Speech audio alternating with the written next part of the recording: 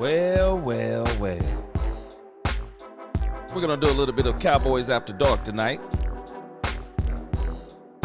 We're going to finish up the Brian Schottenheimer conversation. Just have some general conversation over some things that I've been seeing on X. Might even look at Athlon Sports and see some of the topics they're talking about the Dallas Cowboys. But it's Cowboys After Dark. I'm gonna have to get my After Dark music next time.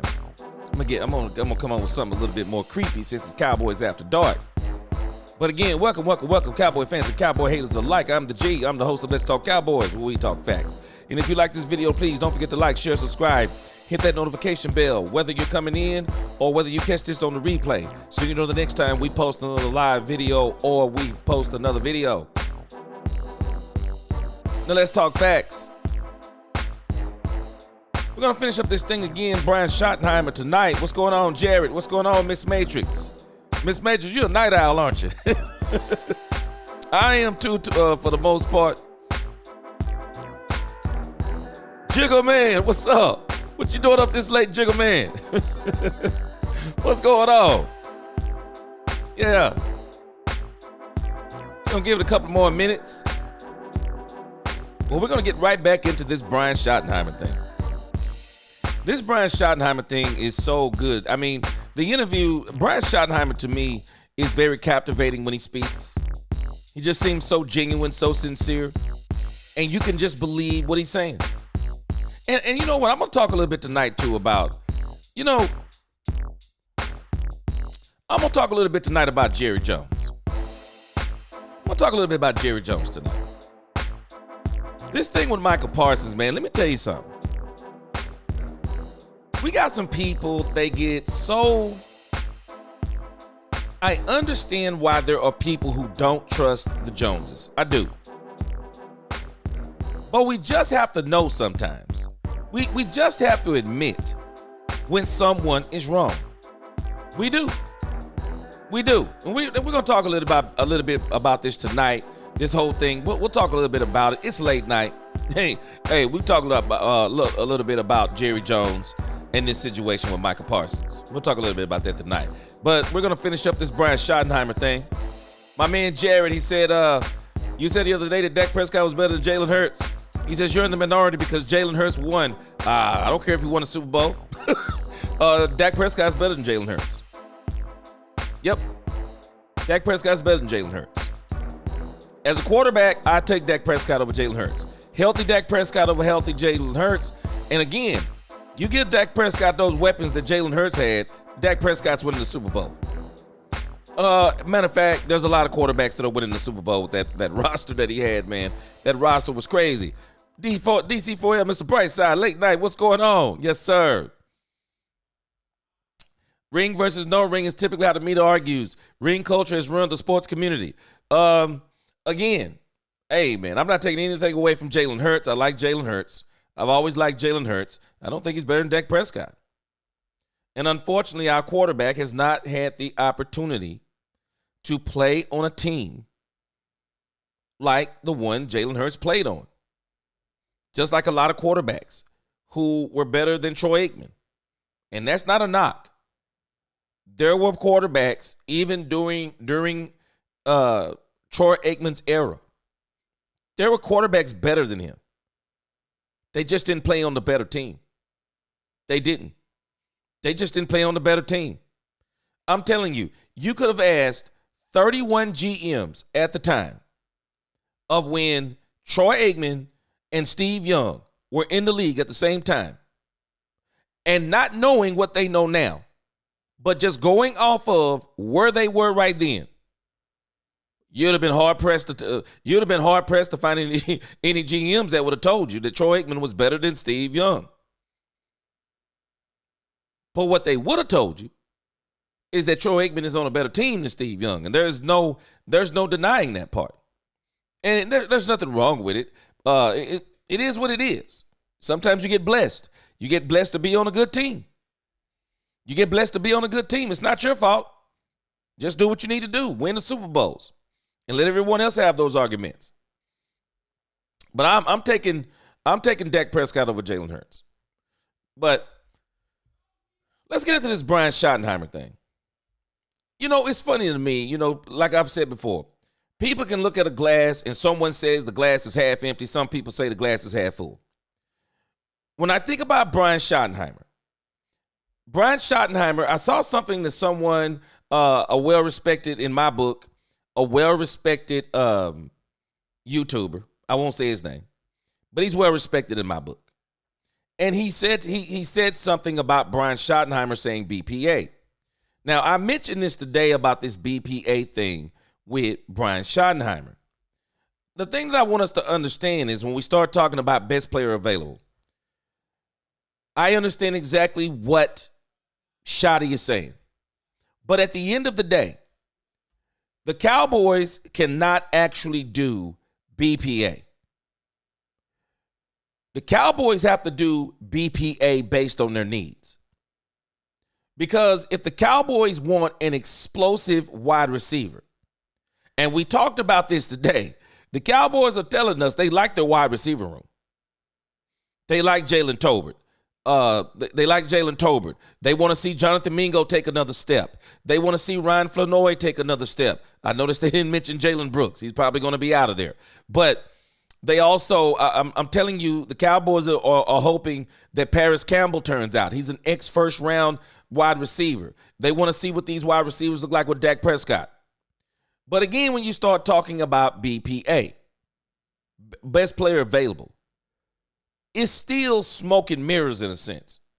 Because even if you look at the BPA, the best player available at number 12 on the draft board is probably going to be a wide receiver. Probably going to be a wide receiver. It is. So when I hear BPA and some people, oh yeah, Cowboys, defensive tackle, edge rusher, ooh, guard. No. Shotty has already told us that there is depth at defensive end, defensive tackle, defensive end, and running back. So if there's depth at those two positions, while those positions may be a priority, they're not the priority. The place the Cowboys, I'm telling you, I'm going to be shocked if they don't.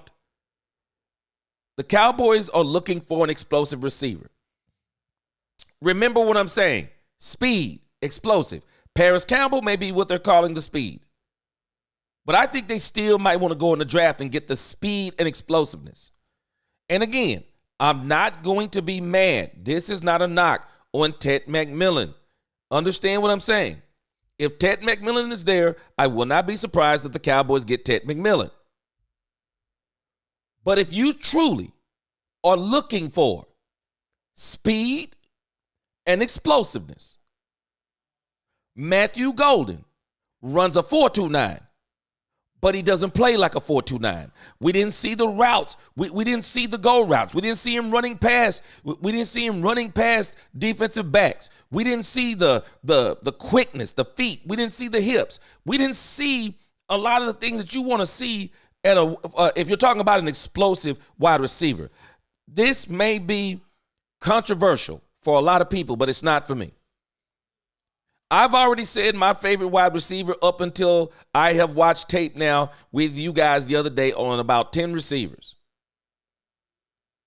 I would be good if the Cowboys got Ted McMillan. I would be good if the Cowboys got Emeka Egbuka. But. If the Cowboys are truly looking for the most explosive wide receiver in the draft, and the most complete wide receiver in the draft, the most explosive and the most complete wide receiver in the draft, I hate to say it. And I don't even know if I hate to say it. I mean, I just got to say it. It's Luther Burden III. Luther Burden III is the most complete wide receiver. He is the most explosive, complete. When I put every piece of what I'm looking for together, when I'm looking at speed, the moves, ability to break tackles, pure explosiveness. I'm thinking about Luther Burden III. Savion Williams is the most explosive. Savion Williams is the most explosive. He's just not the most complete. That's Savion Williams' problem. He's not the most complete. And I'm wondering if his lack of completeness is based on a lack of focus, as Ty Church was one of the first ones that pointed out to me that he had a lot of drop balls. Now, the question becomes, does he have a hands problem or does he have a concentration problem? And I'm wondering if, because he's so explosive, is he wanting to get the ball in his hand so quick and do something with it that may be why he's losing focus. Because the thing that we saw that was strange the other day, how is it that he can catch the contested balls, but he can't catch the non-contested balls? Well, as I'm looking at the film on him, I'm like, okay, I see something that's going on with him. It seems like he's trying to get his hands on the ball so quick and turn up that he's not focusing on looking the ball all the way in, tuck it, and go. But if I want the most explosive wide receiver in this draft, it is Savion Williams. If I want the most complete, explosive wide receiver in this draft, it's Luther Burden III. I hate to say it. The reason why I hate to say it is because Luther Burden III, he breaks my rules for wide receivers.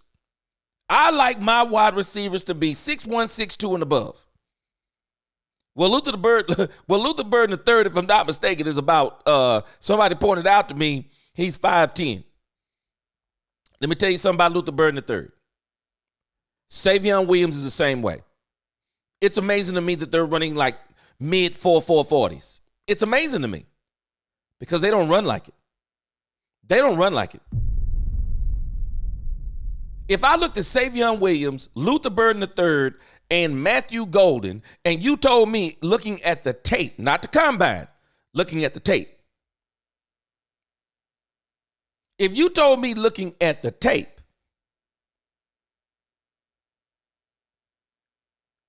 I would tell you Matthew Golden wouldn't even be my second pick running a 4.29. I would have told you, I said, hey, it's probably that dude. I would think it would be Savion Williams, but I wouldn't argue that it would be a Mecca. I mean, I wouldn't argue that it would be Luther Burden III. And if you told me Matthew Golden based on the tape, I would be like, man, you lying. But then if you show me the combine, I'm like, wow. Matthew Golden just blew everybody's socks off, because I remember my own response when we did the draft that Saturday. Man, I'm just telling us. Best wide receiver, most complete, Luther Burden III. When I'm talking about explosiveness in the whole package, Luther Burden III. Most explosive, flat out explosive, with a high ceiling, Savion Williams. And you know what's going to be the crazy part?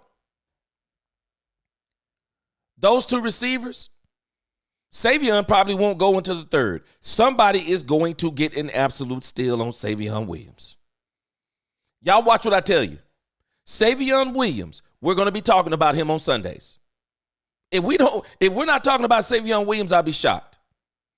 Savion Williams, we'll be talking about him, but Luther Burden III also. Man, Luther Burden III, I didn't see him at first, but now that I've seen him, man, Luther Burden III,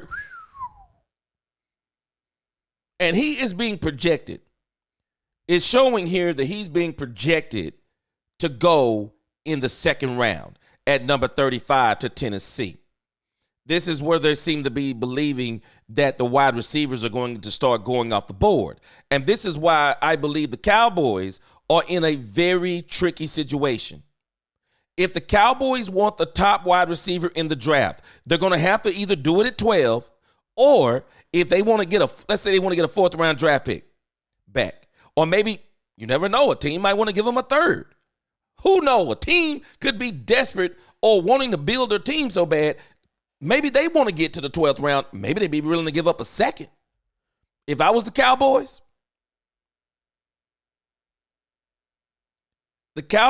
if Genty is not there, and I do not believe there is no scenario where Genty will be there. If I'm the Cowboys, and if none of these players here, best player available on the board, the Cowboys are going to have to go wide receiver. I just think that's the route they're going. The Cowboys have got to figure out how far can they trade back and still get one of the top flight wide receivers. Now, my man Slim, I forgot his name. My man Slim, he's not on here tonight, but he's talked about the fact that Luther Burden III got some attitude issues. But again, they got Matthew Golden going at number 25. And they don't have a Mecca and Luther Burden III going until the second. Man, after what I've seen on tape, I'd be shocked if somebody took it. To take Matthew Golden based on a combine 40 over a Mecca and Luther Burden III, it would be that would be a gross misevaluation of tape. It would be. Let me go in the comments for a minute. Miss Matrix, I agree with you. She said hit that like. Yes, sir. Yes, ma'am. Yes, hit that like. I agree with her. Poobie D, he said, but will help us in the red zone better than 6'5" Ted. Savion Williams was extremely good in the red zone. That would be the place that maybe Luther Burden III. I'm not sure. He's shorter. I do think he could probably be very helpful when you think about the out routes down there near the goal line. He'll kill you. His footwork is impeccable. Luther Burden III lined up in the slot, doing some of these crossing routes, him going either under or over, Luther Burden III will destroy you. Oh, he'd be great too in the red zone. But what you will get with Ted McMillan in the red zone is you're going to be able to get those jump balls. Yeah, you'll be able to get those jump balls with him. The catch radius is crazy with Ted McMillan. Again, Poobie D, I'm not going to be mad if we get Ted McMillan. I'll be happy if we get Ted McMillan. But I'll be honest with you, I'll be ecstatic. I'll be ecstatic if the Cowboys found a way to get, if they wound up getting Luther Burden III, I would not be regretting it. I wouldn't. There it is, Todd Church, and that's what the knock everybody's saying is on Luther. He is a true diva. He is a true diva, and that's what I keep hearing a lot of people say. I keep hearing a lot of people say that. But, man, when you talk about Luther Burden III and you look at the tape, boy, I'm telling you, whew, boy, you look at that tape and you're like, man, can we get somebody maybe to manage this guy? I would definitely, if I'm the Cowboys, I would definitely be talking to him more than once. Ron said, look at all the mock drafts, and Luther never goes in the front half of the round of round number one. And you know why, Ron? It's probably something to do with that attitude. But, boy, Luther Burden, man, he got the potential to be like the next Antonio Brown. I mean, he's got that kind of potential, man. He does. Ron said he don't want any divas. Poobie D said maybe Savion will be there in the third. Oh, he'll be there in the third. The question is, will the Cowboys take him?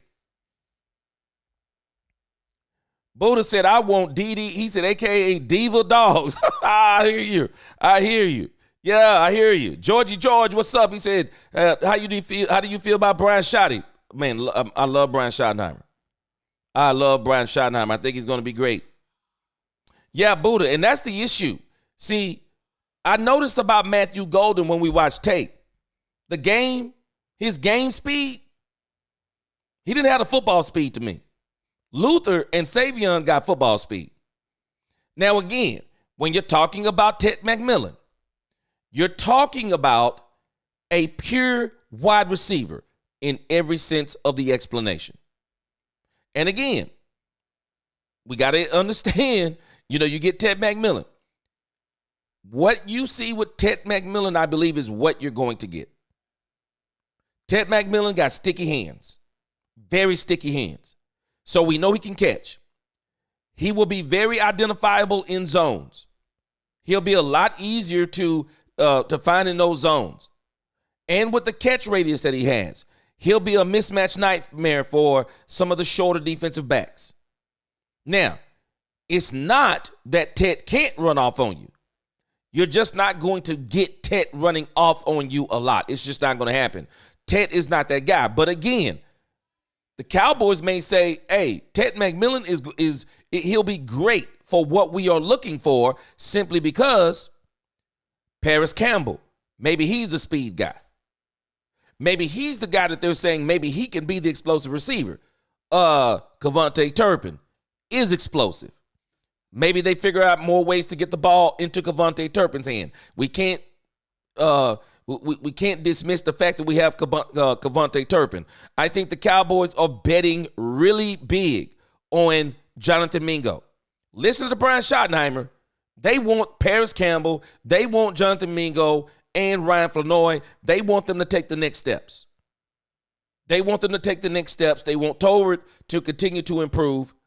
But again, they've already decided that they don't have the number 2 explosive wide receiver on this team. So maybe for them, Tet McMillan,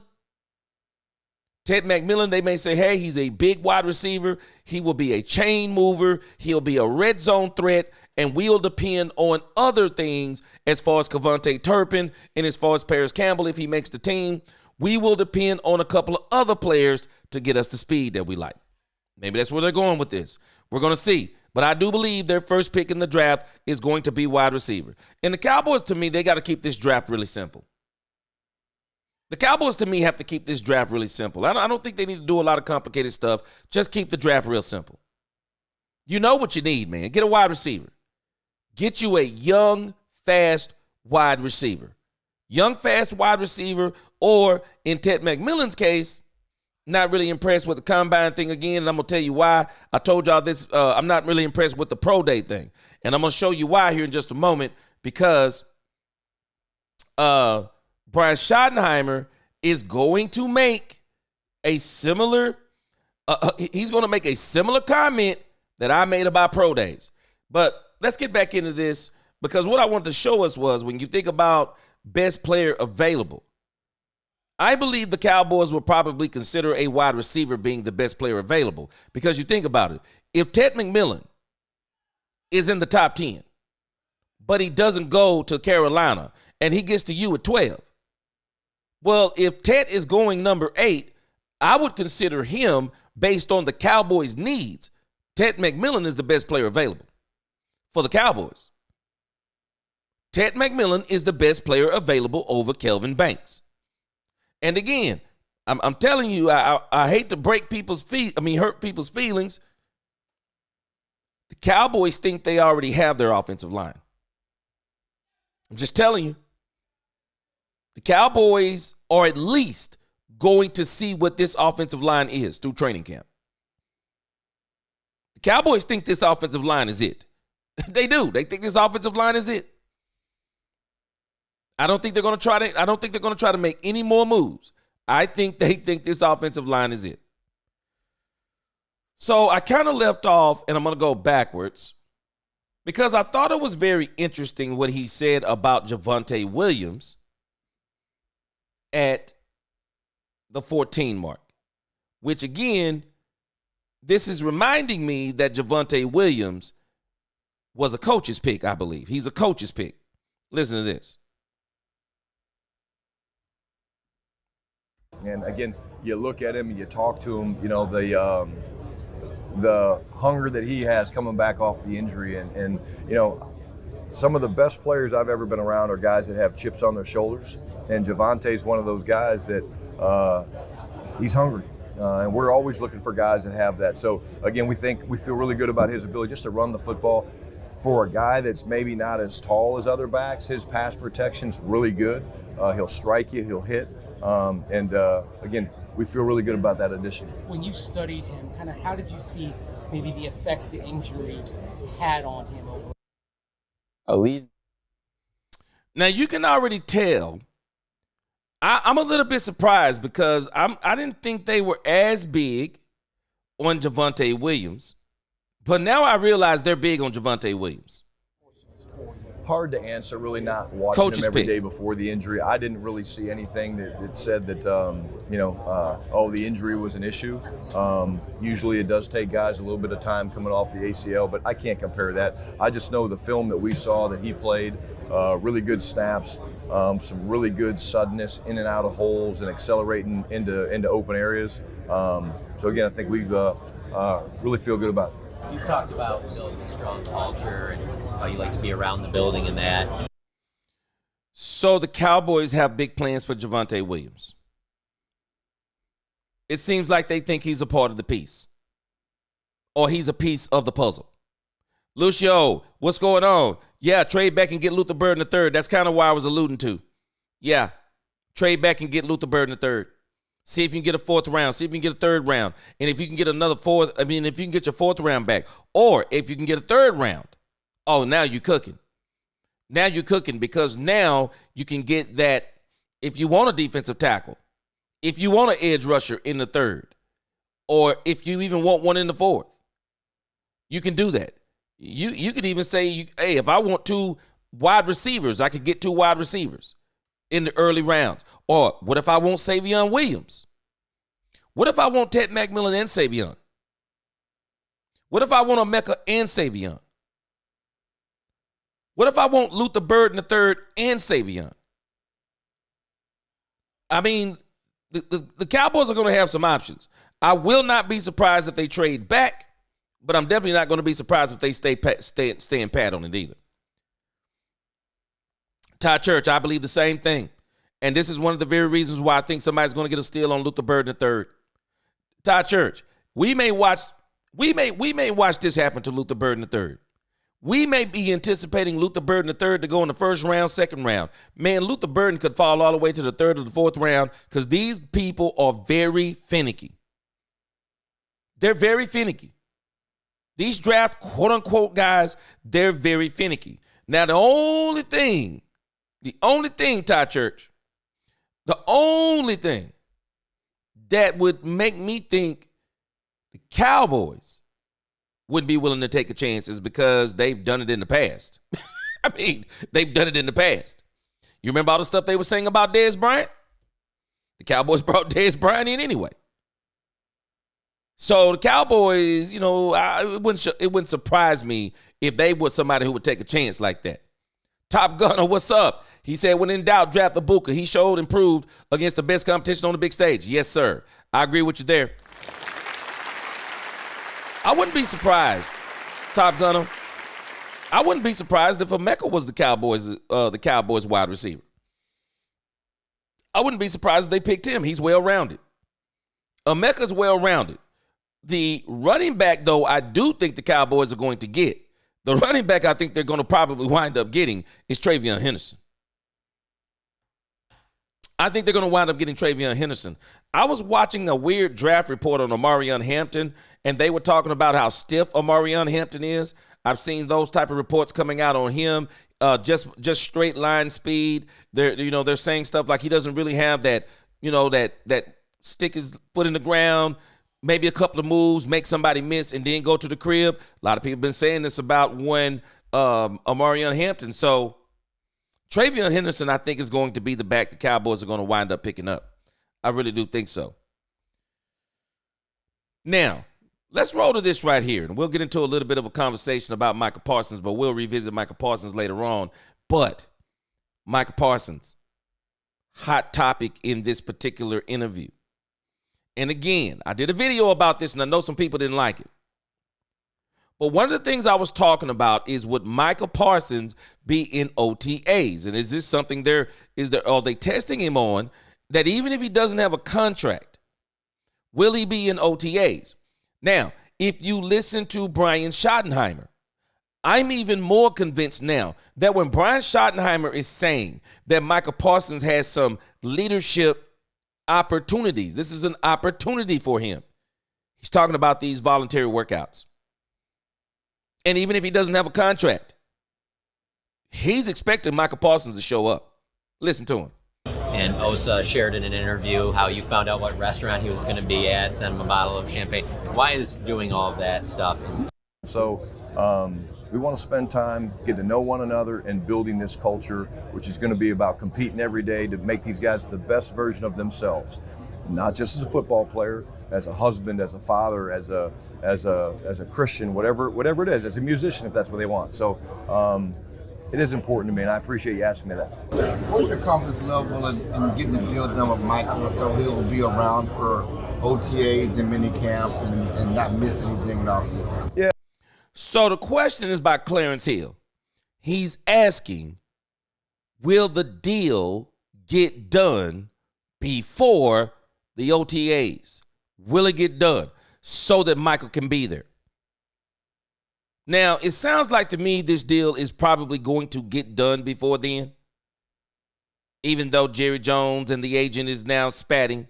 And, you know, we got people out here who don't want Michael Parsons to take any responsibility for the part that he played in this dumbness. But I'm sorry, Michael Parsons played a huge part in this dumbness. He should have never been talking to Jerry Jones about any kind of contract business without his agent being around. Michael Parsons' agent shouldn't be involved in this late in the game. That's Michael Parsons' fault. Michael Parsons should have never been talking about saying there's no difference between $30 and $40 million. Never saying that stuff. I'm just telling y'all, the Cowboys are different than me. I would be holding Michael Parsons to this stuff. But again, Jerry and Steven, man, you know what? And this is not a trade Michael Parsons plea. But this is a plea of somewhere the Joneses are going to have to stand on business. Somewhere they're going to have to stand on business. I believe all these agents pretty much know the Cowboys are going to cave. Yeah, Jerry Jones, he's going to say a couple of things. He's going to insult the player. He may even insult the agent. He may even wait to pay you, but at the end of the day, Jerry's going to pay you.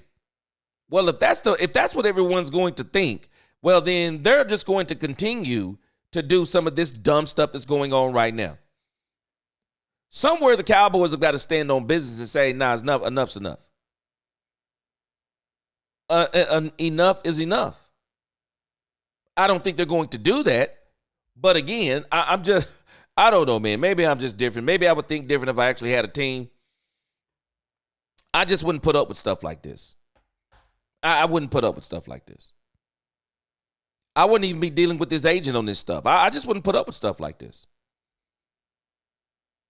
If I felt a certain type of way about this situation with Michael Parsons, I'll just tell you what I would do. I'd get on the telephone. I mean, I'm just being for real. I would. This is not me telling a professional take. I'm just telling you about me and my personality. I'd get on the telephone. I would see who's interested. I literally would get on the telephone. I would see who's interested. If there was a player's agent that I didn't want to deal with, well, I don't have to deal with them. It's my team. It's my team. And if I don't want to deal with a player's agent, then I'm not going to deal with that player. Why do I want that on my team? Because I'm going to have to deal with that agent again. If there's some kind of extension, I got to deal with him again. If I don't want to deal with that agent, I'll deal with that player. That's just me. I'll deal with that player. Now, I like Michael Parsons. Don't get me wrong. Any player other than the quarterback, when you start talking about the quarterback and you got like a top 10 quarterback even, you probably don't want to play around with that because the quarterbacks are harder to field. But when you're talking about any other player, oh no, you can field those players. You can replace those players. People got to stop thinking that players are irreplaceable. They're not irreplaceable. The quarterback is the only unique position. The rest of those players, they can be replaced. They may be harder to replace. Maybe you don't replace them with one. Maybe you replace them with two people. But me, I mean, I'm just telling you about me. Man, I would probably be on the phone. I would be figuring out at least what is the value here. What is the value here?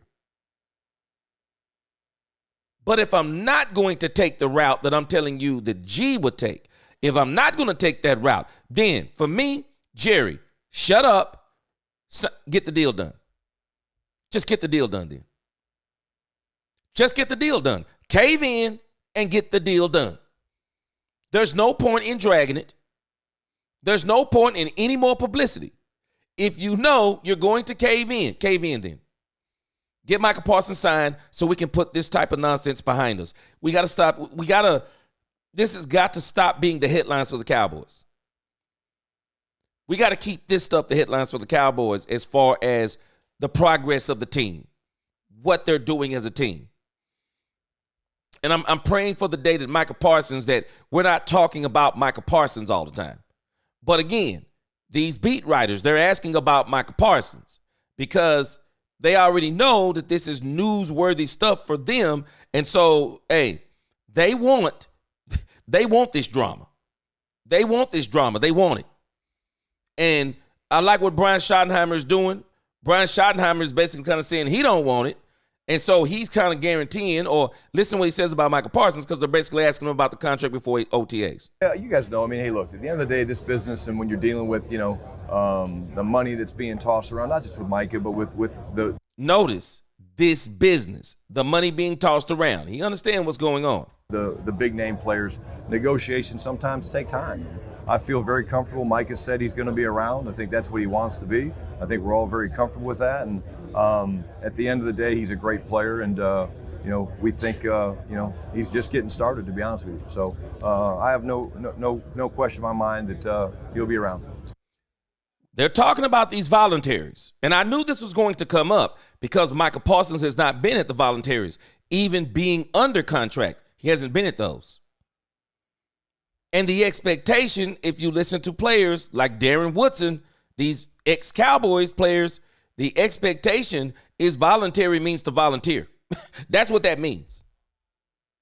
That's what that means for the leaders. They expect the leaders to volunteer. And I'm pretty sure this is probably the off the record stuff they're going to be talking to Michael Parsons about too, because you can't talk about this stuff on the record. I'm sure you've been asked this before, but Sirianni just said he's talked to a few coaches about the whole tush push. Where do you fall on that?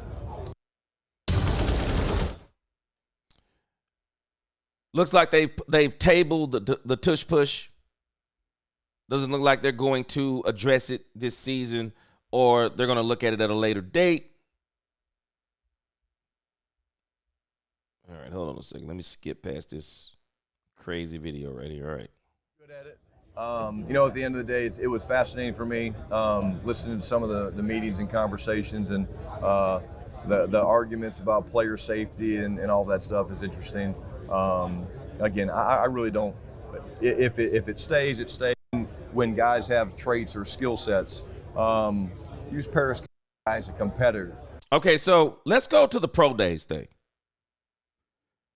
Brian Schottenheimer is going to tell a story that is similar to what I said about the pro days. Check this out. This guy gets it. This guy wants to do things the right way. This guy's going to work. All those things factor into it. So it's not just the talent. And I want to hitch to John. He goes like, it's so drafted him. I said, hey, and we were going through the process. They did really, really well. But I will say this, the thing that I love is when you're evaluating a quarterback, you got to go to the film. When we were This isn't just quarterbacks. I said this before. You got to go to the film on every player. Matthew Golden stands out in my mind.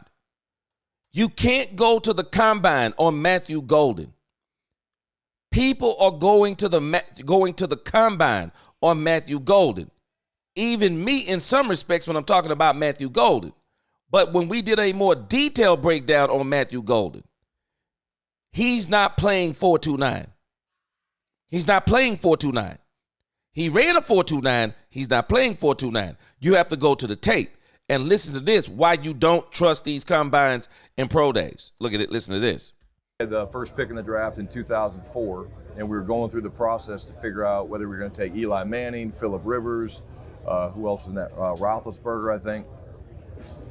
We did all the private workouts and everything. And I asked Phillip Rivers after we drafted him, I said, hey, how'd you do at your pro day? He goes, dude, I killed it. I was like, what do you mean? He goes, I could have thrown that workout with my eyes shut. He goes, like, it's so well rehearsed, which it should be, right? But it's so well rehearsed when you go in there for a pro day, they know I'm throwing a hitch to the right to this guy, throwing a hitch to John, okay? Hey, I'm throwing a slant over here. I'm gonna fake left, go right, throw a back shoulder. I mean, like, they could do it in their sleep. So again, I think with quarterbacks specifically, it's more about the game film and then the makeup, the type of leader that they are. I think when you're talking about every player, you have to go to the tape. All right, let's see here. Let's see if we can get back on track. AT&T is, they have been terrible the last couple of days. I got 1 gigabit internet. I may have to go to 2 gigabytes. Gigabit internet. Let's see. All right, let's get back on track here. Let's see if we can get this back going. All right. So when we think about what Brian Schottenheimer is talking about, and I said the same thing, you know, these guys rehearse these combines. You know, they rehearse these combines. They rehearse these pro days. And so you got to go to the tape on these people. You got to go to the tape on this, because if you don't go to the tape on this, it's not, you're going to wind up getting fooled on somebody. So you have got to go to the tape. Be around the guys. All right, let me get to the last thing here. I think there's a couple of more things. Got the pro days. And again, I want you to notice they keep trying to hit on this thing with Micah Parsons. It's one of the reasons why he will be around. What's your understanding? You know, the free agency group, we're going to add some guys in the draft. So that's part of the puzzle. But I know he's excited about that. And again, like I said earlier, I think that's one of the reasons why he will be around. What's your understanding? He'll be a little more engaged in the off-season program. I mean, I know he was doing stuff on his own, but more engaged with you guys this year with the new coordinator than he was last year. Yeah, that's my understanding. You know, all these guys have people that they work with. And again, the way the league's set up now, you have to have those, because when you leave, when the season's over, right, we don't see them for a while. And so with all those guys, they have people. But at the end of the day, we expect them to be around. But the 12th overall pick, what are you looking to get with the 12th overall? So who they're talking about again is Micah Parsons. They're talking about Micah Parsons because the question is for everybody, is Micah Parsons going to be at the mini camps and everything? And we're going to see this in a couple of weeks. We're going to know exactly what's going on with Micah Parsons here in another week or two. So this is what they keep trying to hit on. And again, here's this question about BPA. Let's go back to that question. I mean, I know he was doing stuff on his own, but more engaged with you guys this year with the new coordinator than he was last year. Yeah, that's my understanding. You know, all these guys have people that they work with. And again, the way the league's set up now, you have to have those, because when you leave, when the season's over, right, we don't see them for a while. And so with all those guys, they have people. But at the end of the day, we expect them to be around. But the 12th overall pick, what are you looking to get with the 12th overall pick, and the type of player you're looking to get? And is there a position based on value you stay away from with that high of a pick in the first round? Yeah, again, the starting point would be best player available. You know, you're always looking for game changers when you're picking 12th. Like, we don't want to ever pick 12th again, right? Let's be honest. We don't want to pick that high. But you're looking for guys that influence the game. How do you influence the game? You rush the quarterback and you get sacks, strip sacks, fumbles, whatever it is. You score touchdowns. Okay. So those are usually, I look at it this way, you build it from. So this is the part that has some people thinking that the Cowboys could go edge rusher in the first round. I don't believe it. I don't believe they're going to get edge rusher in the first round. I believe the Cowboys are still going to get a wide receiver in the first round, because you already got the edge rusher. You got Micah Parsons. You got Dante Fowler. You've come in and you've added to the defensive line. I'm not going to be mad if the Cowboys do it. I don't think they're going to do it. The Cowboys, I believe, are going in the first round. I think they are going to go wide receiver. I do. The dude, what's up? Yeah, it's late on a Wednesday night, man. I had to get it in late. From the outside in. Appreciate So you got rocking with me corners, tonight. Receivers, they get isolated one-on-one. Daniel Pass M, what's rushers, up? Tackles, they get isolated one-on-one. And then obviously the quarterback position. But usually that's the way I've looked at it, is when you're building a roster, kind of think of it from building it from outside in based on guys that get isolated a lot. Because when you're isolated and you can't help, it's pretty daunting task sometimes. How does the special running back fit? Now, again, y'all are asking a good question. I don't think the Cowboys, I've seen a name. Let me see here. Let me pull this up. I've seen a name at edge rusher, and this is why I don't think the Cowboys are going to go edge rusher in the first round. I don't. I do not think they're going edge rusher in the first round. Now, if something was to happen with Micah Parsons, maybe they would go edge rusher in the first round. But I don't think they're going edge rusher in the first round. Let's see here. Let me see if I can put this in here. The thing that I've seen that everyone keeps talking about. Let's see.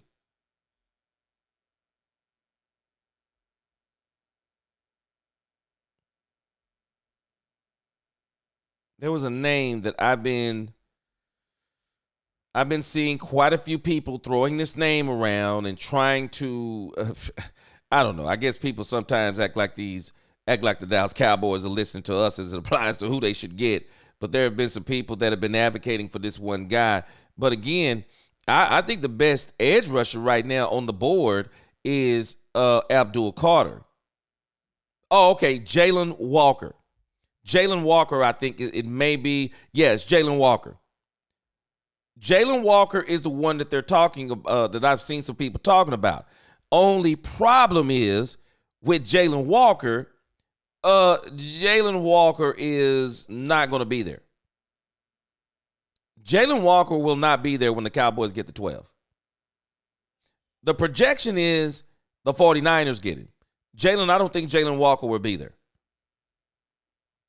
And again, we better understand this part. If the Cowboys do not go in the draft and get one of the top 5 wide receivers in the draft, they're probably going to roll with their room.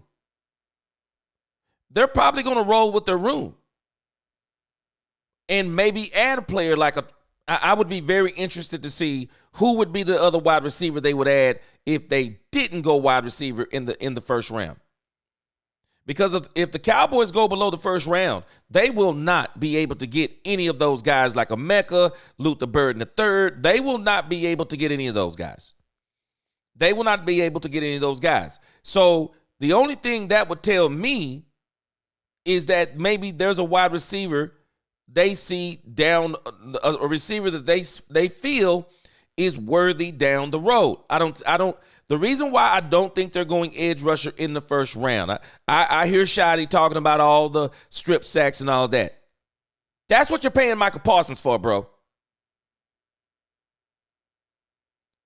I guarantee you Jerry and them will tell him no on this. He's already mentioned it earlier that there are some players that he thought they should have got, and the Cowboys vetoed it. The Cowboys are going in this draft looking for skilled players on offense. You got Micah Parsons, man. You got Dante Fowler. They're not bringing in. I will be shocked at number 12 if they go and get an edge rusher. And that only edge rusher, Jalen Walker is the only one that I see. Him and Abdul Carter in the first. There's another guy, Shamar Stewart, Texas A&M. He's on here at number 15.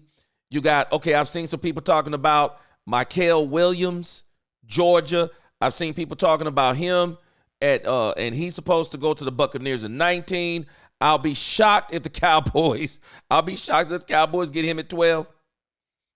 And if anything, they better trade back and see if they can get another draft, maybe get back in the 4th and then get this guy. But I'm going to be shocked. I think it is wide receiver all the way. I'm not even going to let my mind wander. I think it is wide receiver all the way. Daniel M., wide receiver in round 1. That's exactly how I think it's going. Running back in round 2. That's exactly how I think it's going. Defensive tackle in round 3. That's exactly how I think it's going to. Because Shotty has let us in on something. The running backs and the defensive tackle, there is depth there. What do the Cowboys need? A number 2 wide receiver. Where is there not? Once you get past the top 5, everything else, I don't know. If the Cowboys go past the top 5, the question becomes, is anyone beyond the top 5 better than what they have right now? Which I think there are some that have the potential to be better than what they are right now.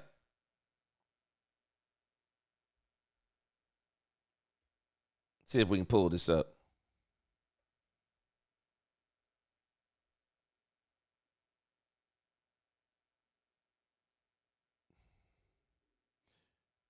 Yeah, there are some that have the potential for sure.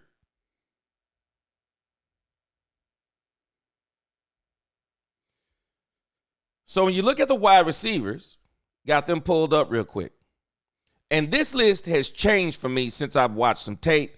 And I'm going to go back and watch some more as we get closer to the draft. So Ted McMillan is number 1. Matthew Golden is number 2. Luther Burden III is number 3. Keep that in your mind. Luther Burden III is the number 3 wide receiver on this list. Emeka is number 4.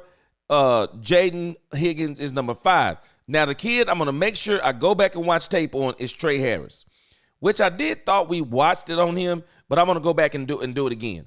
But there's Trey Harris. But if you get a little further down back here, man, I'm telling you, this dude, Savion Williams, is a wild card. He's a wild card. But if the Cowboys do not get in that first 5, the question becomes, are any of these wide receivers in the back? Are these wide receivers better than what they have? Are these wide receivers better than what they have? That would be the huge question for me. And that's why when I think about what the Cowboys have to do at wide receiver, they got to get that wide receiver on the first day. I think it's Ted McMillan. If Ted McMillan is there, it's going to be Ted McMillan. Do not be surprised if the Cowboys pick Luther Burden III either. Don't be surprised. Do not be surprised if the Cowboys pick Luther Burden III. I am sure that there are people that are talking mad noise about this guy. I guarantee you people got him on the draft boards. They have him on the draft boards. They're probably having heavy discussions about attitude. It says here he's 6 feet. It says here he's 6 feet. He's 206, 4'4", 140, but he plays fast. He plays fast and he plays bigger than he is. He plays fast and he plays bigger than he is. 87.5 rating out of 100. I mean, this dude is nice all around. Only place they knock him on is blocking, but they're saying he's a mid-first. I wouldn't be surprised if the Cowboys get Luther Burden III. I wouldn't be surprised because I know Genty's not going to be there. I will not be surprised with all the noise they've been talking about Ted McMillan, all the hit pieces they've been running on Ted McMillan. I will not be surprised if Ted McMillan is not there when the Cowboys get there. I will not be surprised at all. Nope, I will not be surprised if Ted McMillan is not there by time the Cowboys are drafting at number 12. So this is going to be very interesting. Day one, and because we're drafting so early, day one is going to be fireworks for the Cowboys. It's going to be fireworks for the Cowboys. It will not only be fireworks for the Cowboys, it is going to be crazy for the Cowboy fans. I believe we're going to be going crazy that day. Whoever the Cowboys get, and I do think it's going to be wide receiver. But again, this BPA thing, if you listen to Brian Schottenheimer, it sounds like Brian Schottenheimer is saying edge rusher. No, there will not be an edge rusher worth taking over a wide receiver by the time we get there. I don't think that's going to be the case. There'll even be running backs on the board. There will even be running backs on the board that would be best player available over an edge rusher. Now, I know some people, they would love for the Cowboys to get an edge rusher. I just don't think it's happening. Let me go to your comments before we go to the last question. Let's go to the comments. I don't think the Cowboys are going. I don't think they're going edge rusher. I think they're going wide receiver. 808, he said they will get a free agency vet wide receiver post-draft if they don't get a wide receiver in round 1. I believe that too. Now, the question is, 808, who would that wide receiver be? Because, again, none of the wide receivers that I think are left fits the bill of explosive. I don't think they fit the bill. I think they're going to have to go in the draft to get that explosive wide receiver. Not only get him explosive, young, and you get to control him for 7 years. I'm going in the draft. I'm going in the draft. I am. Yeah, the dude, he said going edge at number 12 wouldn't be wise. I say make a deal for Hendrickson instead. Facts. Facts on top of facts. I would do the same thing. Why do that? The best edge rusher is, you could go get Hendrickson. 35 sacks in 2 seasons. Phenomenal. It is. Sam Williams. Oh, I forgot about Sam Williams to be back too. You're right. It just don't make sense. It does not make sense when you think about it in the grand scheme of things. This was the exact thing I was looking at today because, again, when you look at what the Cowboys did on defense, the Cowboys don't need to go in the draft and go edge rusher. They don't. Dante Fowler, Peyton Turner, Solomon Thomas can play tackle and edge. Of course, you got Michael Parsons, and you bring up a very good point. Sam Williams is not going to play back here for the Cowboys. Book it. They also have Marshawn Nealon. Forgot about that. The Cowboys don't need to go edge rusher. They don't need to go edge rusher. Sam Williams is scheduled to be a terror this year. This is Sam Williams saying this. Sam Williams is saying he's going to be a terror this year when he comes back. So you got Sam Williams. Nealon, I don't consider him to be a pass rusher. I consider him more of a run stopper. So you got Sam Williams, Michael Parsons, Dante Fowler, Peyton Turner, Solomon Thomas, and Oso Digizua last year was collapsing pockets left and right. And we're going to see what Mozzie Smith does. When I look at that, I'm not going, if BPA for me, there's no way that the edge rusher would be the BPA. It would have to be wide receiver. It's going to be wide receiver, and I do believe the Cowboys, I believe Jerry Jones is thinking clearly that we're going to go get a wide receiver in the first round. I guarantee you that's on the board. Good looking out on that, Lonnie. Yes, sir. Sam Williams. And Sam Williams better. Sam Williams better be back, man. He better. Daniel Lim, Shamar Turner from A&M is someone that Dallas looked at during the A&M Pro Day. They did. For sure. Again, probably not looking at him in the first. What's the draft grade on him? 3rd, maybe? I wonder if the draft grade on him is a 3rd rounder. See if we can pull him up real quick. Yeah, I heard about the guy Shamar Turner.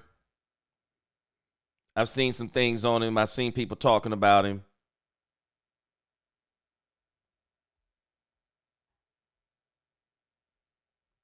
All right, let's see what Shamar Turner is ranked. I don't even think Shamar Turner is a day 1 guy. So Shamar Turner for the Cowboys will probably be a day 3 guy. That's the day I think the Cowboys, if they go for defensive tackle. But it looks like to me the Cowboys got a treasure trove of defensive linemen. They're looking crazy on defensive line in the grand scheme of things. If those guys can all get healthy, man, the Cowboys look pretty good on defense. In particular, the defensive line. They do need to probably still figure out corner, but I'm going to let you hear something again from Brian Schottenheimer that's also telling me kind of where they are with what they feeling, what they're kind of feeling on cornerback.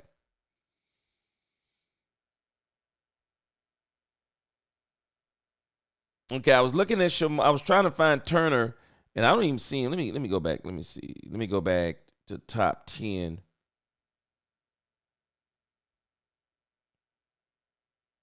See, Shamar Turner is probably not a day 1 or day 2 guy. Might not even be a day 3 guy. Let me see. Make sure I didn't overlook his name. And again, I don't see him on here. This is what would be the top edge rushers. These are the top edge rushers. Let me see. Is this the guy you just said? Okay, maybe I was overlooking the name. Let me see.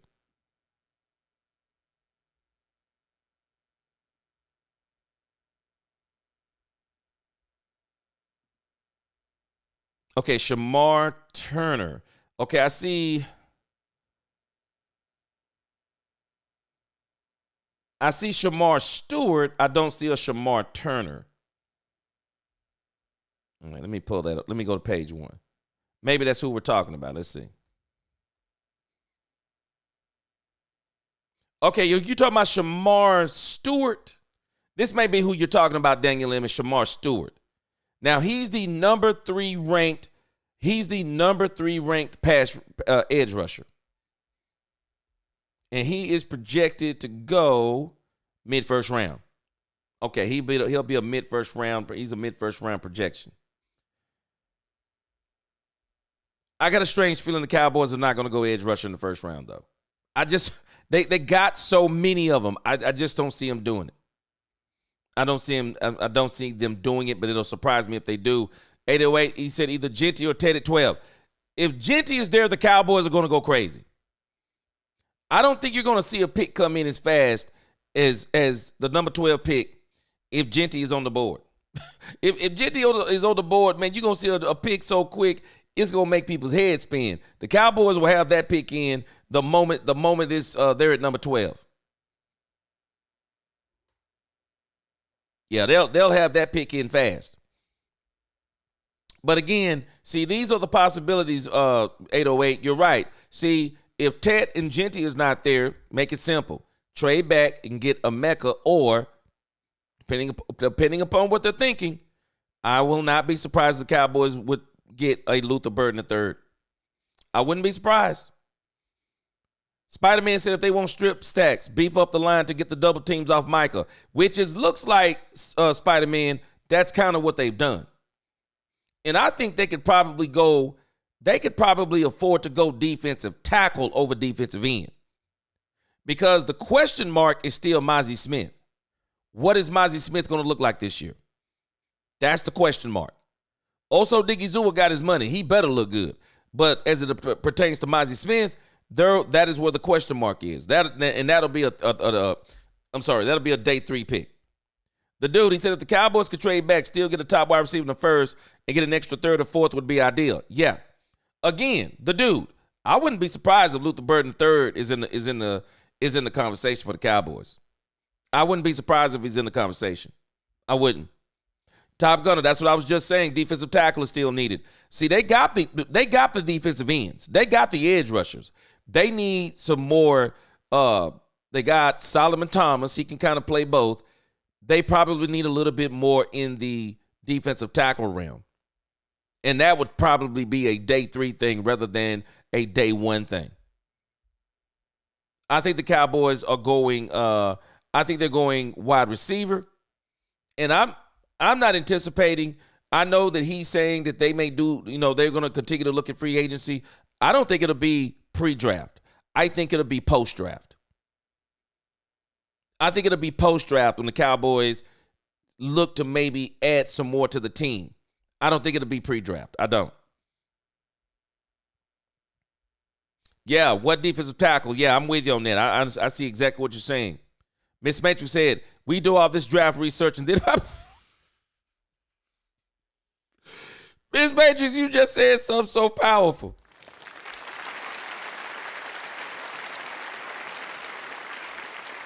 Miss Matrix, let me tell you something. Let me just tell you about me. to each his own. The amount of work, and I applaud some of these guys. Miss Matrix, the amount of work they do on draft picks, the amount of work they do, and not only the amount of work they do, but they be so prideful in their work. I mean, they're taking shots at other content creators and proclaiming to be the best, I don't know, I guess the best YouTube scout out there. I mean, people do so much work on this stuff. And at the end of the day, Cowboys not listening to us. Not on that level. I said this before. These guys have scouts that'll run circles. These guys will run circles around us. They'll run circles, name the best, and you don't have to name the best. Name the best that you know in your mind. They can't hold accountable to any of these NFL scouts. Now when it comes to the research these guys do. When these guys make a decision, I know sometimes we think some of us haphazard. Nah, these guys putting in work. Ms. Matrix, I love this stuff. I can't quite put in that kind of work. Because at the end of the day, I don't really have the influence that once I dedicate 8 hours in a day, who am I going to turn the papers into? It's fun talking on YouTube about this, but my thought is this. There is so much work that actually has been done that I don't think we have to do so much deep diving as we actually have to just kind of look at what is the consensus on the top 25 players in every position? This is simple to me. The top 25 players in every position. Let's say the top 40 players. Well, there's only 7 rounds. There's only 32 teams. Depending upon where your team is picking determines kind of where do they get the pick on the tree. The Cowboys have an opportunity this year to do something they haven't done in a long time, and this is why Brian Schottenheimer is saying at number 12, you got to hit on that. That's basically what he's saying. I don't even think he's saying necessarily they're going – I don't even think he's saying they're going for an edge rusher. I'm not even reading into what he's saying right there. I don't think he's saying. I think he's giving an example. I think the thing that we can take away from what he said is that you got to hit at number 12. You got to hit. Because you get the opportunity to pick in the top 5 of every category almost. There's only 12 picks in front of you. There's no way that everyone gets to pick the best in every position before it gets to you. The question is, what do you need when it gets to you? And as it pertains to what we've seen that most teams need, the Dallas Cowboys, without a doubt, will be able to pick a top 5 wide receiver. In the story. The Cowboys will not only be able to get a top 5 wide receiver, they'll be able to get a top 5 running back. We don't have to really do a lot of research on that. I mean, we don't. The only time we really have to do a lot of research is when we start looking at those running backs that are not in those top 5s, that are not in those top 10s. When we start going for those type of wide receivers, when we start going for those type of players, yeah, we got to put in some work. And let me give you an example. The reason why we have to put in the work, we got to put in the work because let me show you what NFL Draft Buzz does. So when you look at NFL Draft Buzz, for example, NFL Draft Buzz, as it pertains to edge rushers, and I know a lot of you already know this, they only have 5 pages. That's all they have. They have 5 pages of edge rushers.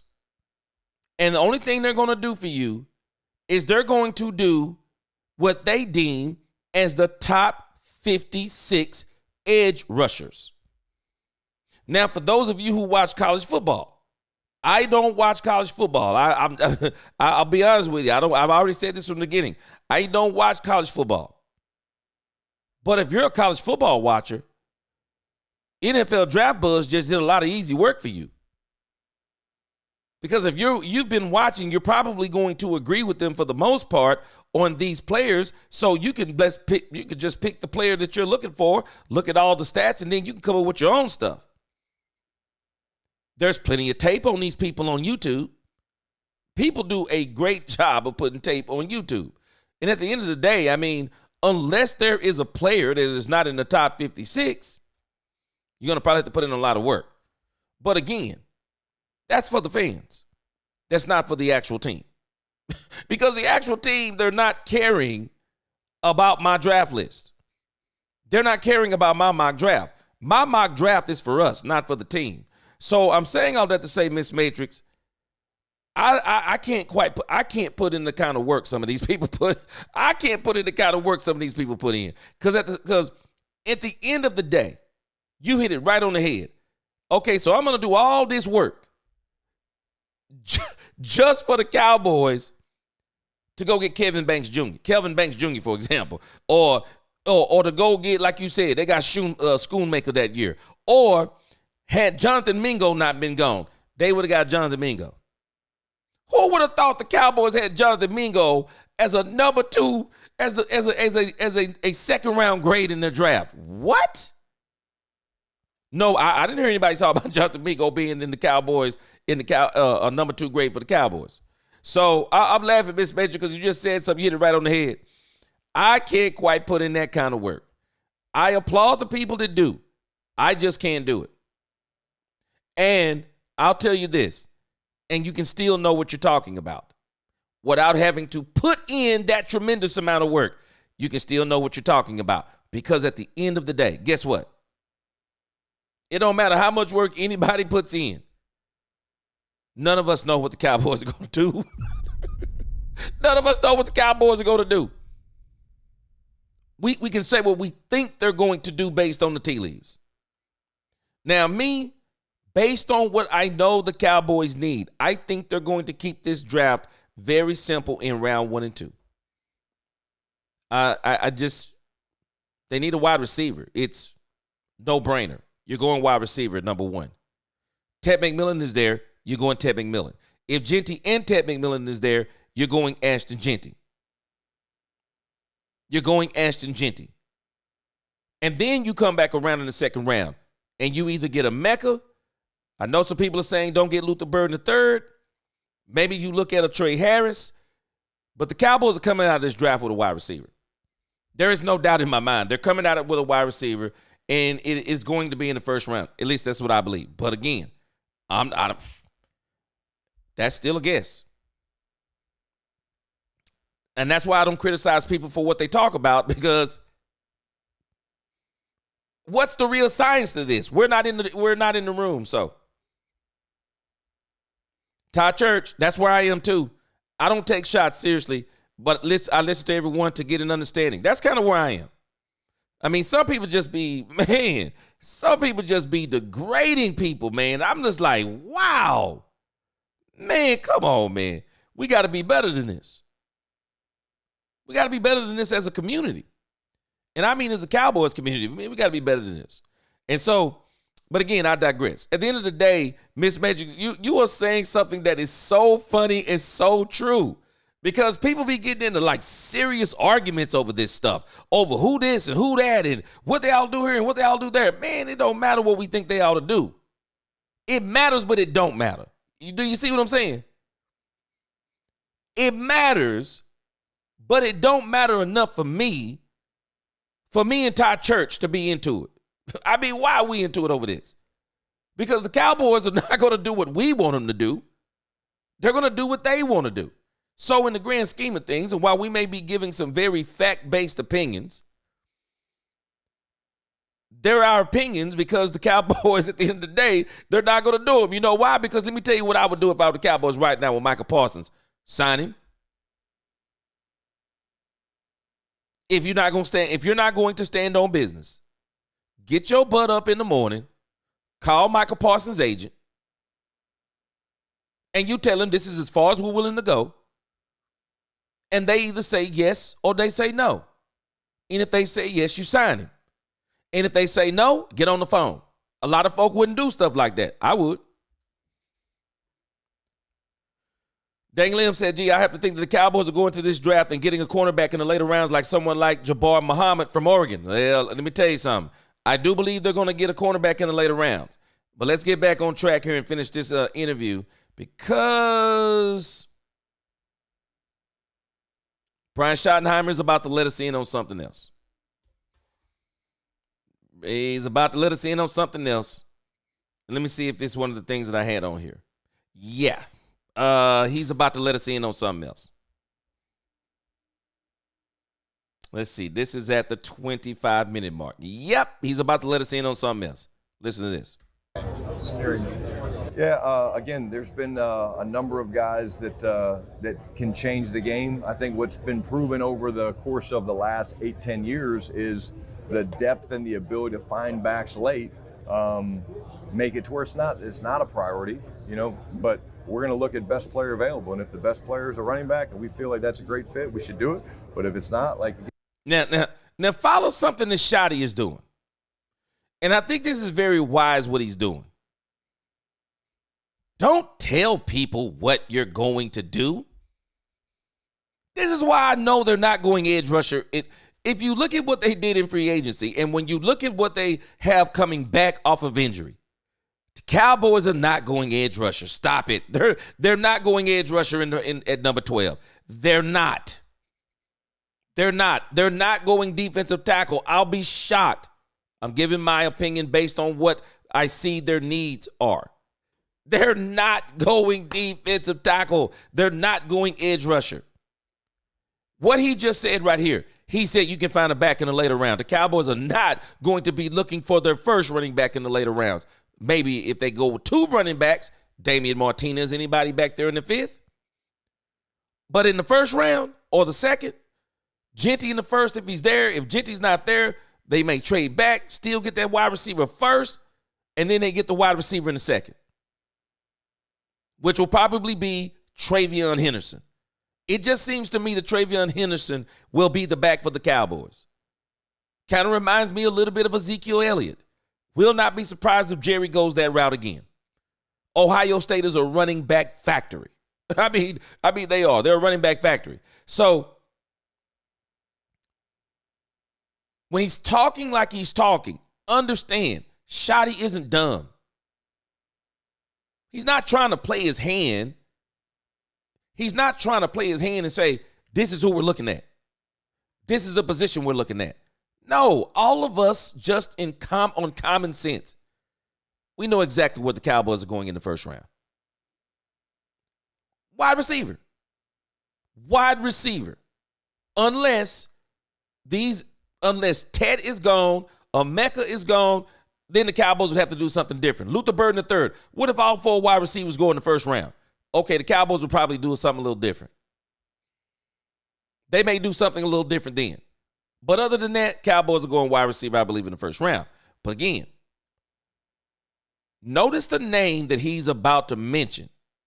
Notice the name he's about to mention, y'all. Again, that's where I feel really good going into this draft because we've made the moves to create the fact going into this draft that we trust the process. The scouts have done a hell of a job setting the board.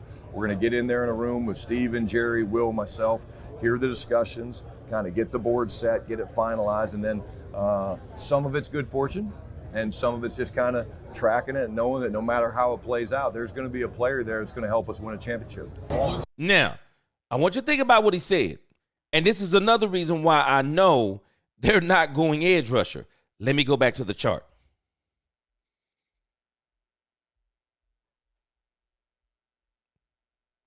Look at the depth chart again. Every time you look at the depth chart is not lying. The depth chart is not lying. Explain to me again why would the Cowboys go edge rusher at number 12? And this is rhetorical what I'm saying. Why would they go edge rusher at number 12? You're about to pay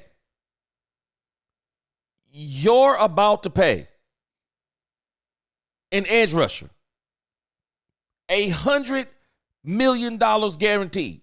I believe it's probably going to be somewhere around $92, $95 million guaranteed. You're about to pay Micah Parsons guaranteed money. You went and got Dante Fowler. You went and got Peyton Turner. You got Solomon Thomas. He's a hybrid. They are banking on Sam Williams to be what they think he is. That is 1, 2, 3, 4, 5 edge rushers. That is 5 edge rushers. And then you got Nealon. You can count him if you want to. That's 6 defensive ends who will all be a part of the game plan or the rotation. The place that you would probably be looking would be right here. Oso Digizua, Solomon Thomas can play both of those. This is where you're weak. It won't be the first round, though. You paid Oso Digizua. You got Mozzie Smith. You got Solomon Thomas. So you're probably going to be looking at the later rounds to get another defensive tackle. And where did Cowboys get Oso Digizua? The third. I would not be surprised if defensive tackle is where the Cowboys go in the third. And if they trade back, they'll probably try to get that 4th round draft pick. I have a feeling the Cowboys got back in the 4th round last year. I think they're going to get back in the 4th round again this year. I will not be surprised if the Cowboys go D tackle, offensive line, or D tackle. And I would say this position. But again, I'm sorry to hold you in suspense. Listen to the name that Schottenheimer's Schotty's going to say. Using Jordan Lewis and Trayvon Diggs' help, are you guys still in need of another impact player? The names he said was Jordan Lewis and Trayvon Diggs. Listen to the name he mentions. Order going into this. Yeah, again, same question or same thought, right? Like you can't have enough of those guys. But I do think like we're really excited about Kaiir Elam. Stop the press. The Cowboys are excited about Kaiir Elam.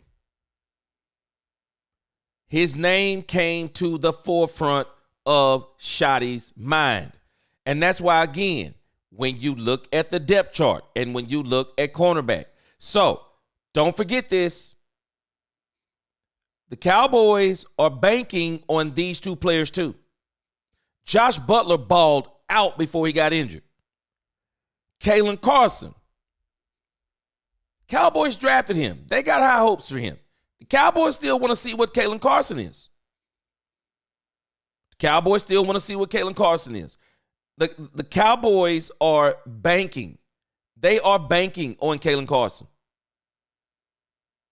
I believe they want Kalen Carson to come back and be a good player for him.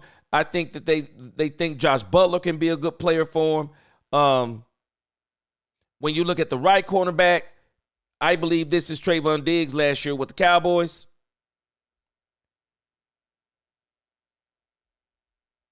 The Cowboys are hoping Kaiir Elam can replace Trayvon Diggs.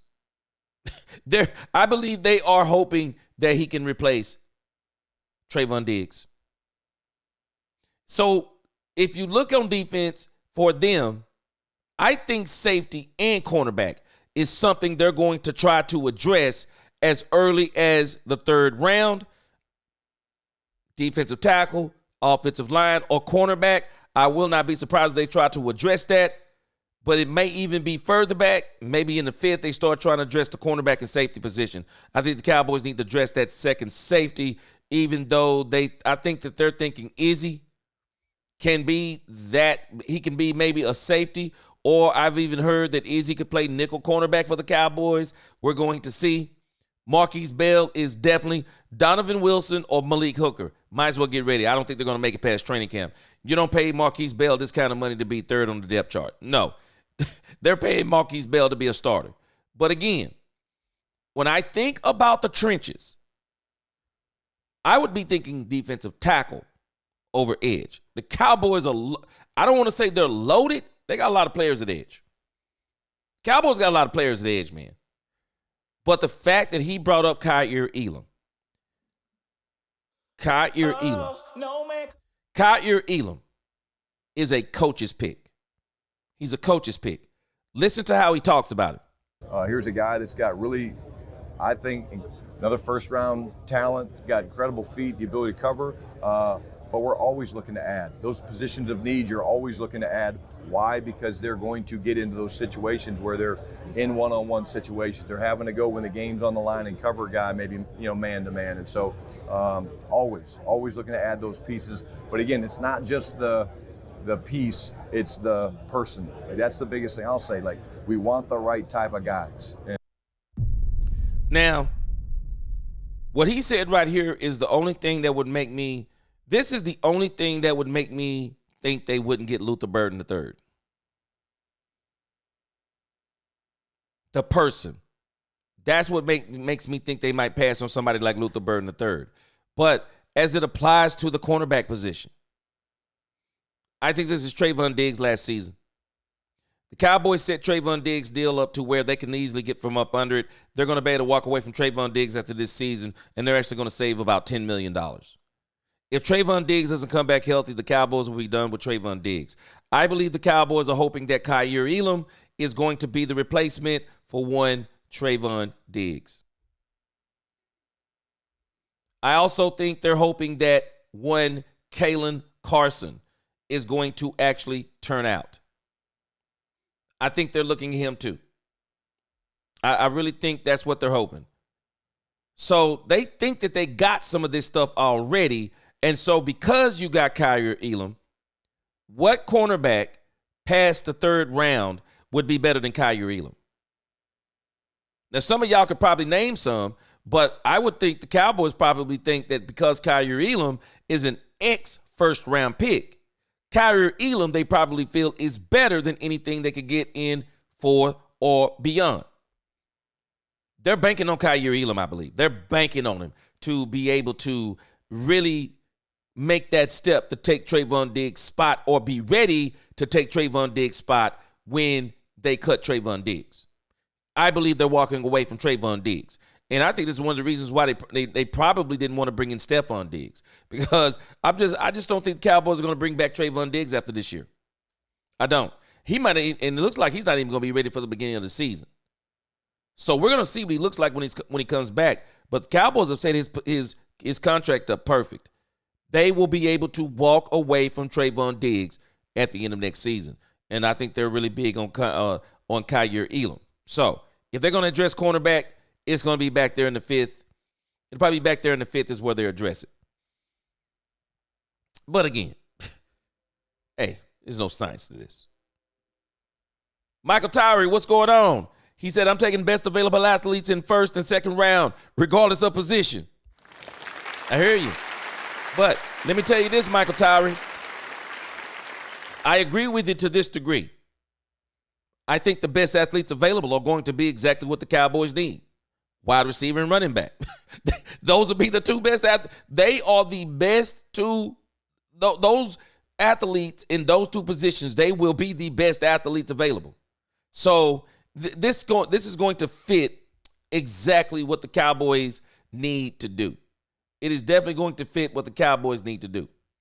But again, if I'm the Cowboys, I would be looking at adding Trey Hendrickson. I'm sorry.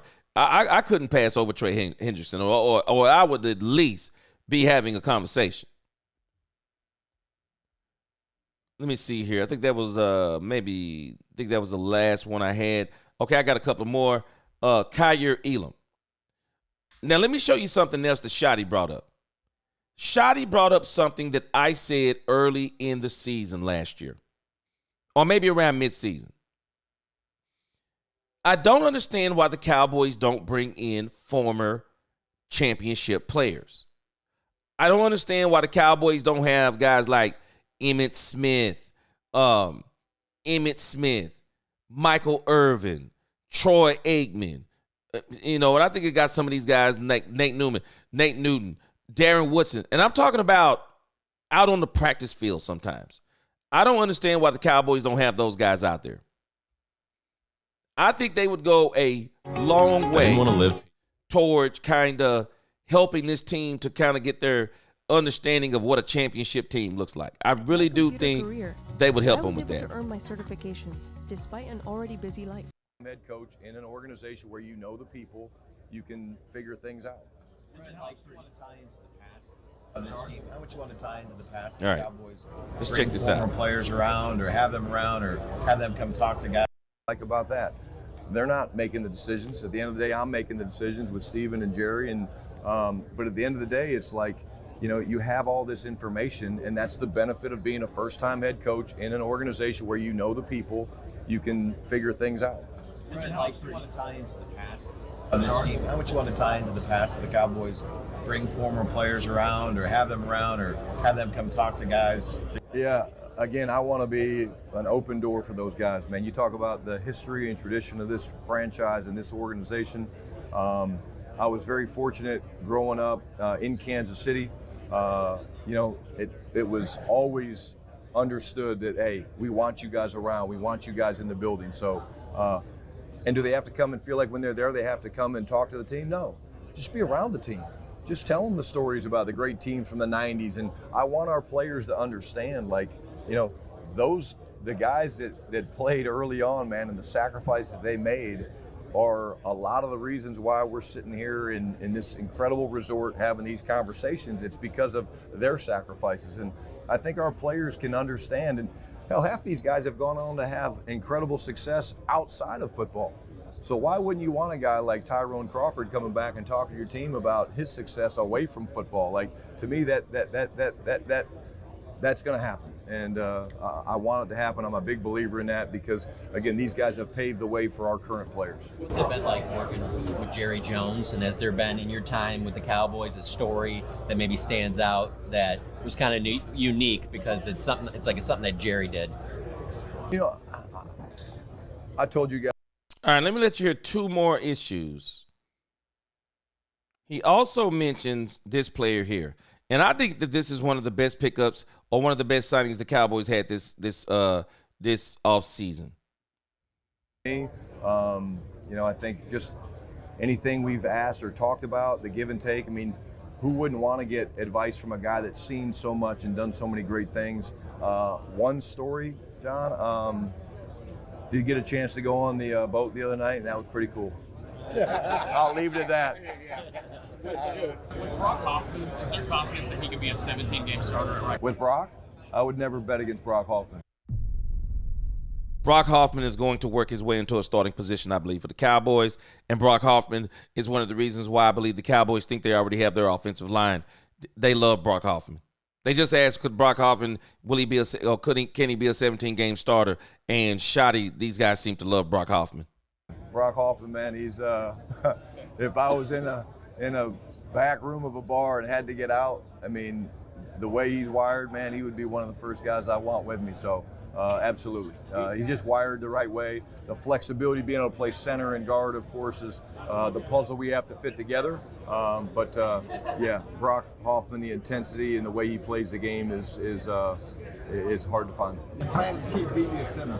Right now. Yeah, right now. Do you still want competition in the interior? Always. If we're not creating competition, then I'm not doing my job.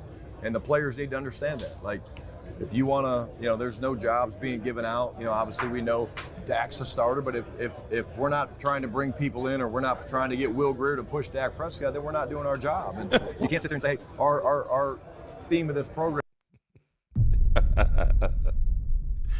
Come on, man. Will Greer pushing Dak Prescott. Not going to happen. Okay, you're this, you're that, you're this. So it's our job to figure that out. Why is Mingo not been able to get Jonathan Mingo comes up again. Listen to what Schotty says about him. on track? Mingo? Yeah. Can't speak to Carolina. Our situation, we're really excited about the traits. But at the end of the day, when you look at Mingo, you can't evaluate him based on last year. You come in late like that, it's really, really hard. But here's a guy with a lot of talent. He's back right now, training and lifting. I think he's going to do a hell of a job. All right, appreciate you guys. Good to see you guys.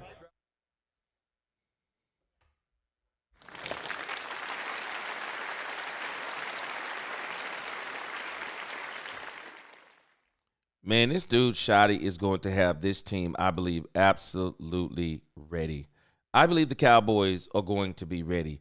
One of the things that people say about Brian Schottenheimer as it pertains to his side of the ball is that Brian Schottenheimer always has his side of the ball ready. So now he's going to apply that to the entire team.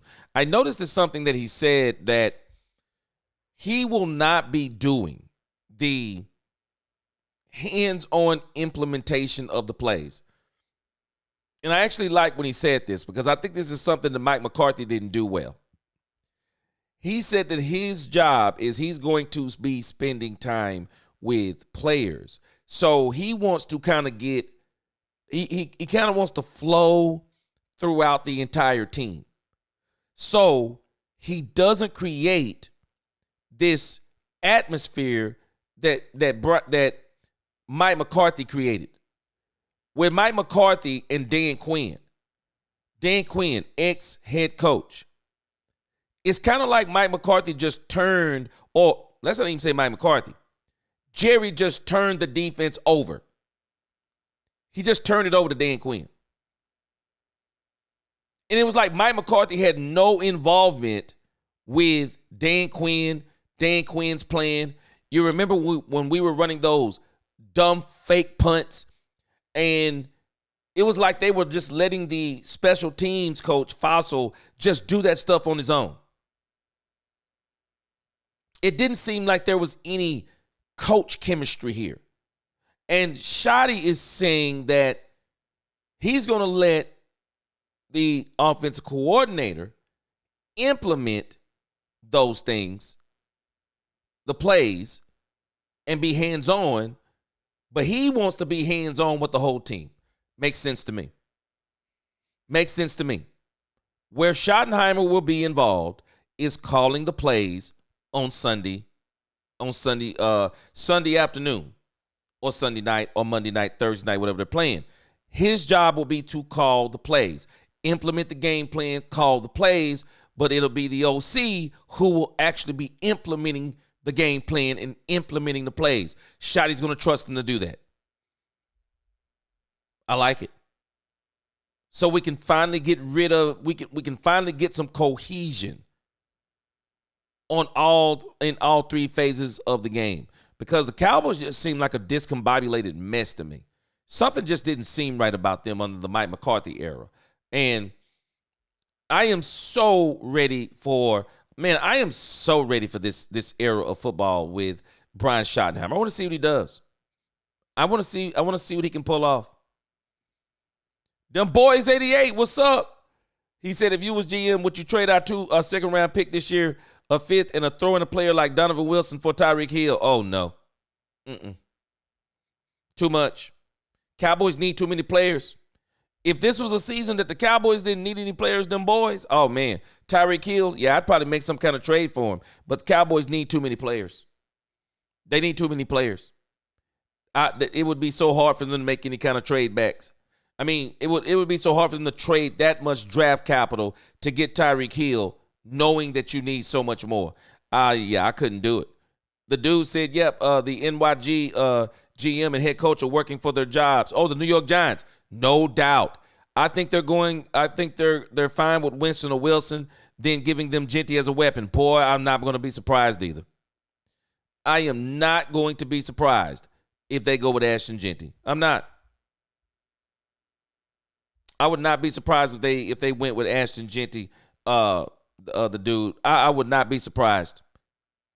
Because I don't see a scenario. I don't see a scenario where man, where Genty makes it to the Cowboys. I don't. Them boys said he would throw a cup of coffee at Justin Simmons at safety if the price is right. Okay. I think they're going to address safety in the draft. Marquise Bell will be the safety. Maybe they give Izzy an opportunity to be a safety back there too. Yeah, Poobie D said our safety room is not good. Don't worry. That's why they signed Marquise Bell. Marquise Bell, they are banking on him being a safety. I think it's going to be good. Daniel M., I think they're going to get Shiloh Sanders. I wouldn't be mad at them either if they got Shiloh Sanders. Yep, it definitely would not surprise me. The dude said, I'm not impressed a bit listening to Schotty talk. Can't put my finger on it, but more pleasant to listen than Mike McCarthy or Garrett. He says, I'm impressed a bit. Yeah, listening to Schotty. Yes, sir. He said he's impressed too. Can't put my finger on it, but more pleasant to listen to than McCarthy or Garrett. The dude. You know why to me he's more pleasant to listen to? He's very convincing. When you listen to him talk, he's a guy that's been planning on being a head coach. He's been planning on being a head coach. And because he's been planning on being a head coach, he's been doing some things that is going to help him be a head coach, be a better head coach. He's playing for what he wants to do. He has. And his plan, it seems like a plan that's well thought out. And his plan seems to be who he is. And so that's why when I hear him talk, I'm like, man, this dude got a plan. A man with a plan plans to win. Them boys said Shiloh Sanders, I would take a chance on him at 6. I wouldn't be surprised if they do. I wouldn't be surprised. And I just wonder if Shiloh could maybe play nickel in this league. Because he's going to have to put some weight on him. He's going to have to put some more muscle on him to play safety in this league. Man, especially to play, I think he plays what? The strong? Man, you got, boy, that's the thump position right there, man. You're going to put on a little bit more weight. Yeah. See, Darren's the CEO. I think they're banking on Caleb. I think they're banking on Caleb Carson. I do. I think they're banking on Caleb Carson. So the Cowboys probably think they're okay. I think they want Kyer Elam to really step it up. And then I think they want to probably go in the back part of the draft, and they're going to probably get them a cornerback back there. Pure gaming. Now, you know what? I'm not even going to argue with you on this. Let me tell you, man, this UDFA stuff, it is a gold mine. College football has so many players. So many players. They all can't get a chance. Man, let me tell you something. There are some players that don't get drafted. You'd be shocked if they got a chance. They would probably be better than some first-round draft picks. They just don't get the chance. They just don't get the chance. Sometimes you get these guys, they may go to a smaller program. Sometimes you get these guys, they may have got an injury. Sometimes you get these guys, they're on a stacked team, and they don't ever really get the shine that they want to get. Freak athletes, man. I'm telling you, you would be surprised at how many of these guys who are undrafted are actually incredible. They're actually incredible. And you just hope that you can bring them in and they will shine enough and get someone's attention in OTAs, preseasons, and stuff like that to where somebody goes, wow, this guy's pretty good. Them boys, hey, man, let me tell you something. Joe Milton, I'm just telling you the truth for me. I would not be mad if the Cowboys got Joe Milton as a backup quarterback. But I'll be honest with you. I think the New England Patriots would be crazy to trade him. What would you trade this dude for? He should be their backup. He should be their backup, challenging their starting quarterback for the starting position. Man, this dude looked great last year to me in preseason. I don't understand what's going on with New England. I wouldn't trade him. And if I'm trading him, I'm not trading him for less than a third. I'm not trading him for less than a third. Yeah, the dude, Mingo about to get a shot, bro. Mingo is about to get his shot. Man, Mingo about to get his shot. He is. Marcus Rowe, what up? Clayton Adams going to get the O-line dirty and nasty. Yes, he is. Yeah. And, hey, let me tell you something, Marcus Rowe. I think Brock Hoffman was the greatest signing we made in the offseason. They got this dude for $1.1 million. Brock Hoffman was a steal, man. I believe Brock Hoffman is going to get paid, though. Brock Hoffman going to get paid after this year. But the Cowboys got this dude playing on macaroni and cheese right now. They do. Yeah, you're right, Marcus. Like I said, too, you got too many needs to fill. Tyreek Hill is the type of signing to put you over the top. Exactly. He's the type of signing to put you over the top. That's the only way I would sign him. Only way I would sign him too.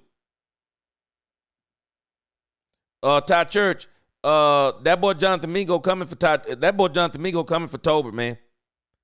He is coming for Tolbert. I'm telling you. He coming for Tolbert. Them boys, he said T-Mac from Arizona at 12. Trade back in the bottom of the first for Trey Henderson and running back. Yeah, I think the Cowboys are probably going to wind up getting. But, you know, for all the talking that people have been doing, let me tell you something about these guys. Some of these teams you get, and they're very finicky.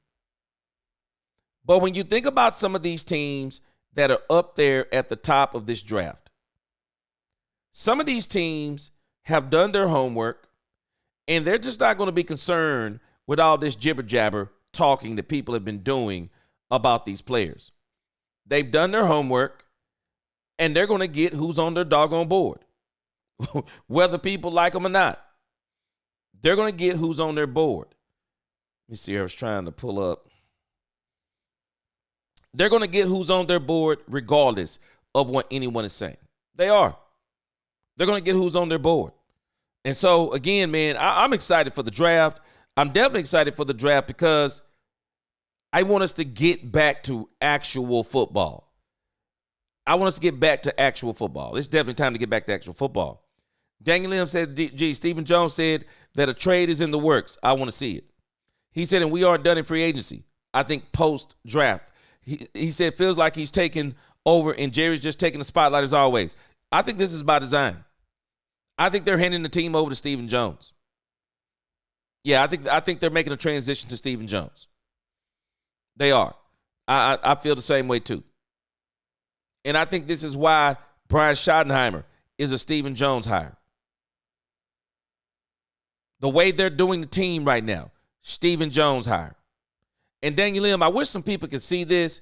Man, I'm just telling you, boy, it's just crazy to me how some people talk about other content creators, man. I'm hearing people call fanboys of Jerry. And I mean, it's not about people being fanboys of Jerry. Jerry is Jerry. But the way the Cowboys are moving is different. Like it, love it, or hate it, it's different. And even when I think about Micah Parsons, they're not doing what they did with CeeDee Lamb and Dak. They have offered Micah Parsons contracts. They're trying to get Micah Parsons signed. They did not do that last year with CD and Dak. They're trying to get Micah Parsons signed. And I do believe they want him signed before volunteers. They want him signed. Cowboys are really trying to take care of this contract. They are. And people keep acting like they're not doing it. Yes, they are. They are further along with this contract than they ever were with CeeDee Lamb and Dak Prescott. And with Dak Prescott, if you listen to Athletes First, they are basically telling the story that the Joneses came together at the last minute to do Dak's deal. I mean, it was like at the last minute. Dak got signed the morning of the first game of the season. How crazy is that? CeeDee Lamb doesn't come in until, in August. I mean, how crazy is this stuff? This is not the same old Joneses. It's not the same old Cowboys. And so it's like, for me, it's like some of our fan base, they want to hate the Cowboys. And they want you to hate the Cowboys. And so they complain about the Cowboys and wanting us to, they even want us to think that we're crazy because we're watching something different, and they keep trying to reel us back in saying, you're not seeing anything different. It's the same old, same old. No, you can't fool me. No, you can't tell me it's the same old thing because we did not. When is the last time anyone can remember that the Cowboys did this much work in free agency? When is the last time can anyone say the Cowboys did this much work Let me remind us again. See, sometimes you got to show people. You cannot tell me, looking at this, these boys didn't do work. The Cowboys did work. We don't have to say they did an A in free. They did. This is the best free agency we've ever seen. We don't have to say stuff like that to say stuff like that to admit the truth. The Cowboys are moving different. When you look at all of these players, again, Fowler, Peyton Turner, Solomon Thomas. I mean, when you look at Kenneth Murray Jr., Jack Sanborn. I mean, when you just look at the way the Cowboys moved, Kyer Elam, we can argue about the quality of the players. I mean, Solomon Thomas. I mean, we can argue about the quality of the players. We can argue about the player grades. But where there is no argument, no. Cowboys, I don't care what anyone says. You can't argue this point. The Cowboys got better at linebacker. The Cowboys got better at linebacker. The Cowboys not only got better at linebacker, they got better on the edge. And with Solomon Thomas, you can say they got a wee bit better in the trenches. We'll see more as time goes on. I will not be surprised if the next move they make in free agency is, again, something to maybe shore up that defensive line, because I think that's where they're trying to build. I think they're trying to build the defense through free agency, and they're trying to build the skill positions in the draft. But no one can tell me that the Cowboys are not moving different. And even with Michael Parsons, we won't give Jerry and Steven any credit because we want to hate them so much. But Michael Parsons created some of this nonsense. It is. And anyone, I don't know. You can have your own opinion if you want to. But I showed the tea leaves. This is Michael Parsons' fault. Talking to Jerry about his contract without his agent. And then gets mad when Jerry offers him a contract without his agent. You either going to do business the right way or you're going to do business the right way. Should have had him talking to his agent from the get-go. Never should have been talking to him anything about his contract. None of that stuff. He should have never been talking about that. Oh, Jerry, contract talk? No, we're not going to talk about that. Free agency talk? Okay, we can talk about it, but I can't talk about my contract. I need my agent present. If that's how you're going to deal. But don't deal and talk without the agent, but then get mad when somebody want to deal and talk without your agent. We don't want to give Jerry and them any credit, but I'm telling us, they're doing this deal, even with Michael Parsons. They are doing this differently than they did this with Dak and CeeDee Lamb. Because they did not do Dak and CeeDee Lamb like this. They didn't do it. They did not do it. They were not on top of these deals the way they're on top of these deals. They are on top of this deal with Michael Parsons. They're on top of it. They're trying to get Michael Parsons signed. They're trying to get him signed. I will not be surprised if they sign him this week. They're trying to get him signed because they want him. They want him. Do y'all hear what I'm telling you? They want him. They want him in OTAs. They want him in anything they're going to be doing. They want Michael Parsons to be there. They want him to be there.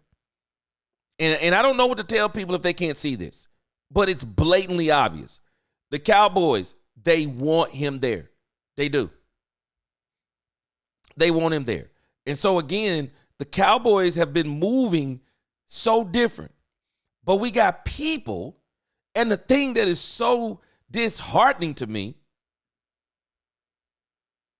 people are saying that we're not seeing what we're seeing.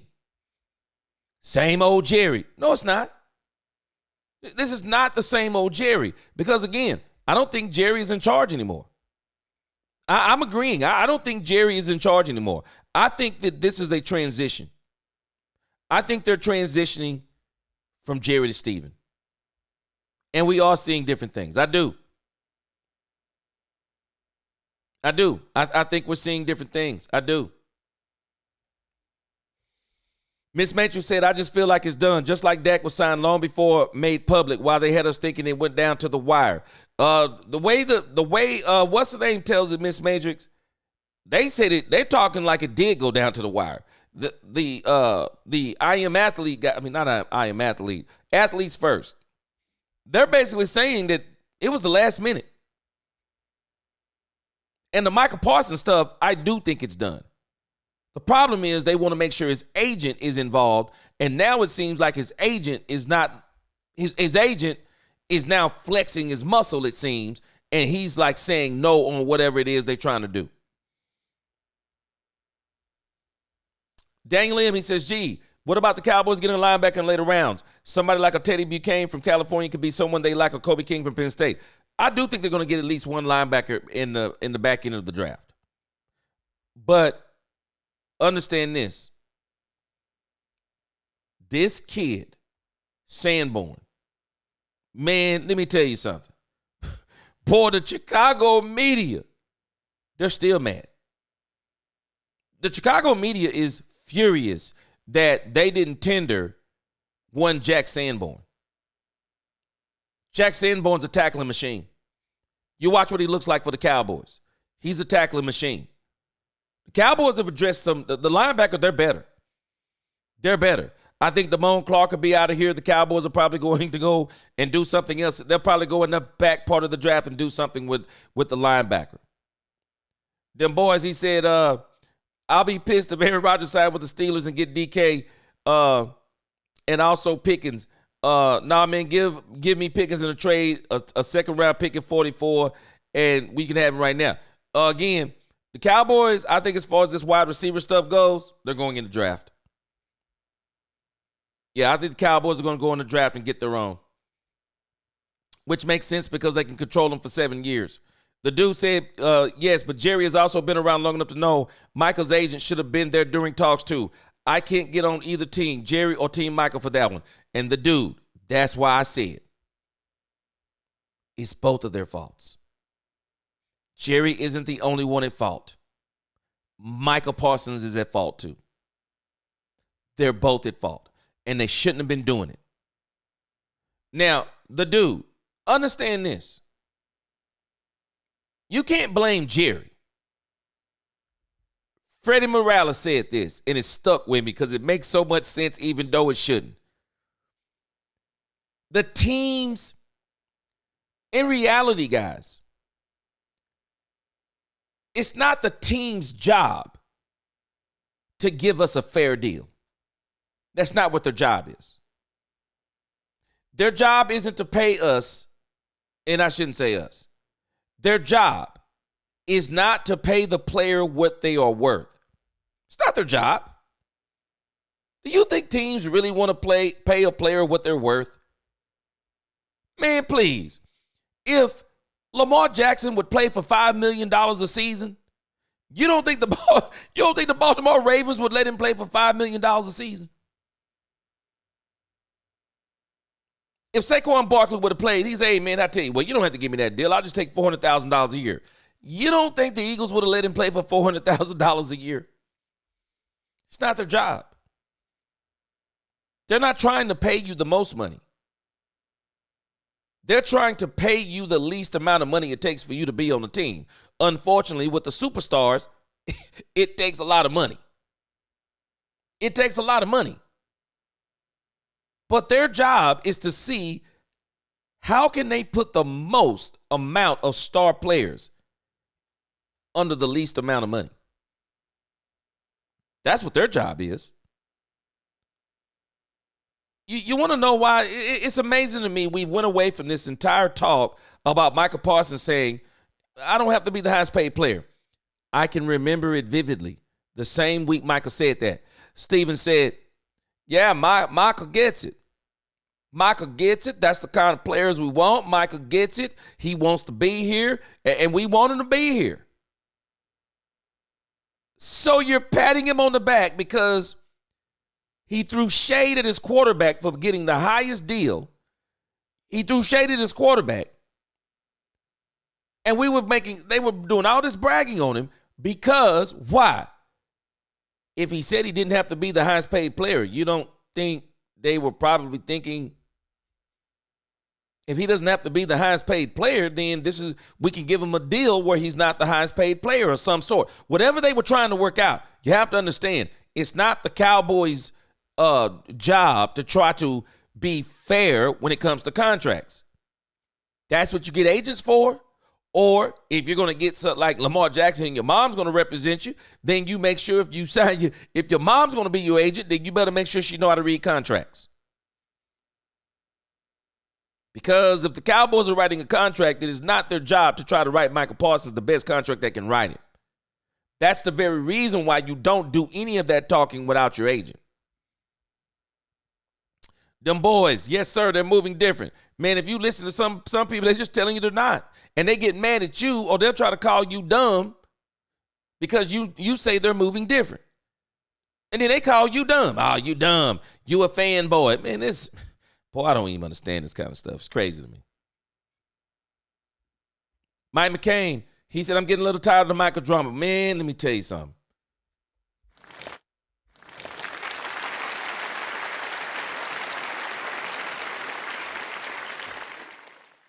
I am 1,000% with you.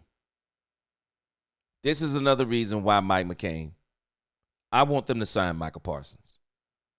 And the reason why I want them to sign Michael Parsons is I know they're going to sign Michael Parsons. Sign Michael Parsons. Because we know this is the Cowboys and how they operate. Sign Michael Parsons. When I say what I would do, it's just like Miss Matrix said. That's what I would do. I say what I would do, and then the Cowboys turn around and sign Michael Parsons to a $400 million deal. They're not listening to me. They're not listening to me. I'm not going to get worked up about it. I'm not going to lose friends about it. It is what it is. I'm just telling you what I would do. But I'm different. I'm not a billionaire. I'm talking in the mindset of a person who don't make $1 billion or not worth a billions of dollars. I don't own a franchise. I don't own a team. But I'm just telling you from my perspective now, if I own the team, I wouldn't be putting up with this mess because I don't like the drama. I don't like the drama. I wouldn't want to run my team like that. But these guys, you listen to Oso Diggy and guys like this, all that stuff never bothers us. Well, okay. Y'all, it's funny to me. It don't bother you, but I find it to be strange. We're not winning the way we're supposed to be winning either. A lot of this stuff it's all correlated. So it is what it is. Pure Gaming said that Penn State education for you. Boy, you crazy. Boy, Coyote, the deal would get done. Just wonder how long it would take. Time is money. Hey, and not only is time is money, time is just dumbness. Why waste it? It's just dumb. Let's go and get this team going and built, man, and get this chemistry built. And this is what they're concerned about. They want Michael Parsons again to be in those OTAs. And I think they're going to get it done. I think they'll get it done before then, and then this will all be an afterthought. Dangling said, gee, this is the best offseason Dallas had in a long time, even if it is 2 for 1 year deals. I mean, this is crazy. Dangling, I got to agree with you. I don't know what some of these people are talking about. I don't know what they're talking about. Oh, you're fanboy. I don't even understand that kind of talk. Man, we're all fanboys. We all fanboys and fangirls. We love the team. Patrick, I bought the same thing up earlier. Has anyone thought about the trade value of Parsons? I'm just telling you, Patrick, this is me. This is where I would be. If I don't want to deal with Michael Parsons' agent, and if I put out a number out there and they keep trying to go, oh, we don't want 42, we want 45. We don't want 45, we want 47. I'd get on the phone and see I'd get on the phone right then. I'd get on the phone right then. He doesn't have a no trade clause. They can trade him anywhere they want to. They can literally trade Michael Parsons anywhere they want to, and there's nothing he can do about it. The Cowboys could trade Michael Parsons to a team to where they only play him like once every blue moon. I mean, once every blue moon. They're not going to do it. But again, if you're not going to stand on business, then stop talking. Call Michael Parsons' agent. Sign him. That's simple. We move on. And then we're ready for the draft. Coyote said trade value is a lot. He's the hottest non-quarterback right now. Man, I'm telling you. Todd Church said Murray was the leader of both his team. Ask Tackle, what's going on? He says, should we double dip? Man, I'm double dipping at running back and wide receiver from the Cowboys. I'm double dipping, bro. Daniel M., I think that Jack Sanborn could be a dark horse, sneaky pickup for the boys. This man plays hard, and what's crazy, G, Sanborn's a white boy that plays tough. Man, let me tell you something. They're saying this dude's a monster. And when you look at him on tape, he's a tackling machine. Oh, he going to help him in the run game. No doubt about it. He going to help him in the run game. Yeah, Coyote said, I'm not saying no trade is a guarantee, but pretty much is. Yeah, they would get players for him. They would definitely get players for him. Them boys, he said, crazy. It's rumors on this Christian McCaffrey trade to us. Man, he said, honestly, straight up, I really want Jitty to trade back in the first, only if T-Mac slips or go to Luther Burden. Hey, man, this thing was just, they all stop talking. This stuff with McCaffrey is crazy. Cowboys are going to the draft. And again, it's going to be hard for Genty to get to the Cowboys. Even if he slips past the Giants and the Raiders, which I don't think he will. I think he would change the team's draft if he was right there. I couldn't see him getting past the Saints. I couldn't see him getting past even man, I'm just saying, man, if I was the 49ers and I got a chance to get Genty, man, I'd trade McCaffrey. I'd straight up trade him. I would.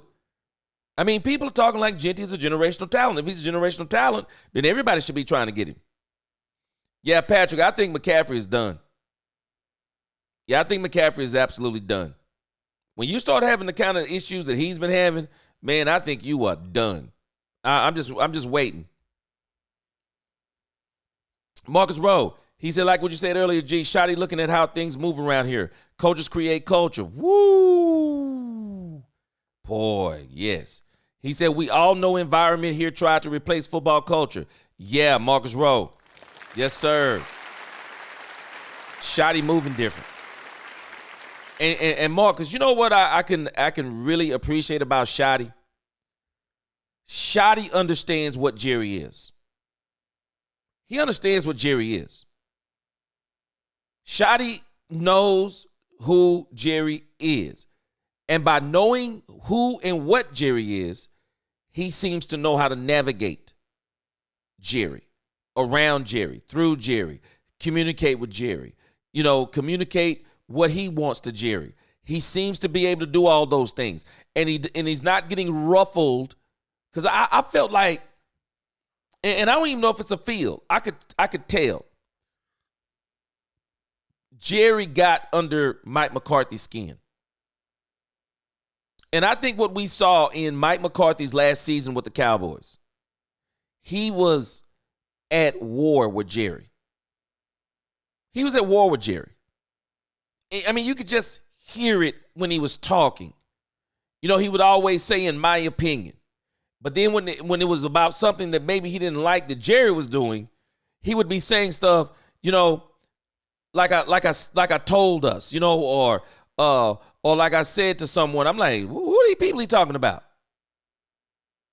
He's talking about Jerry. He's talking about the front office. And that's kind of what we saw. But Shotty is different.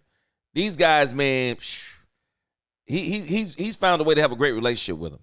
Pure Gamer said, man, if I was in the NFL and this is my first contract, I'm smacking them over the head with my contract and tell them work around my room.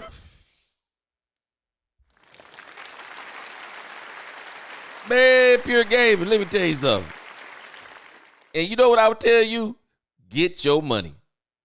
It is not your job, Pure Gamer, if you're in the NFL. It's not your job to give the team-friendly deals. It is their job to figure out how to keep you. That's why when Michael Parsons was saying all that crazy stuff, there ain't no difference between $30 and $40 million. I don't know where you live. There's a difference in $30 and $40 to me. I don't know. Man, I don't know what y'all talking about. Man, let alone $30 and $40 million. It's the difference to me. Mike McCain said the Cowboys can literally trade Michael Parsons to say the Cleveland Browns to get that draft pick and get Abdul to take his place. Simple as that if he doesn't want to get the deal done. Man, Mike McCain, boy, let me tell you. I don't think they have the guts to do it. I don't. Dang Lim said, I think Steven is telling his daddy, hey, Dad, you need to stop spreading lies and go drink your apple juice. Let me cook.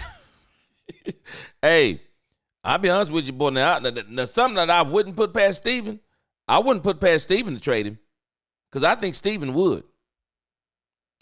The dude, he said, one thing to get lost is Michael's agent doesn't only represent Michael. Yes, he represents others and will represent many future NFL players. Not sure taking a hard stance like Jerry did is smart.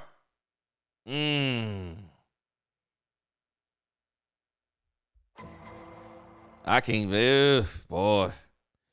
The dude, boy, you just made a crazy point.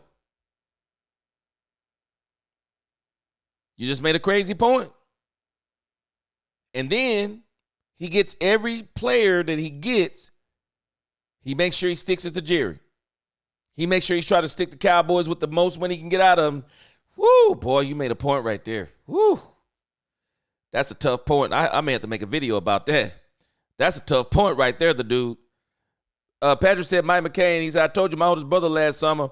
He said, I would have traded him after the offseason comments. Woo! Yeah. Too late now, though. They in on Michael Parsons. They're in. Mike McCain said, I would literally be thinking about another plan to get us assets to help my team rather than overspend for one player with no playoff success, mind you. Ooh, oh, boy. The dude said, boy, hey, Mike, man, boy, that's kind of talk to get you stoned in Cowboy.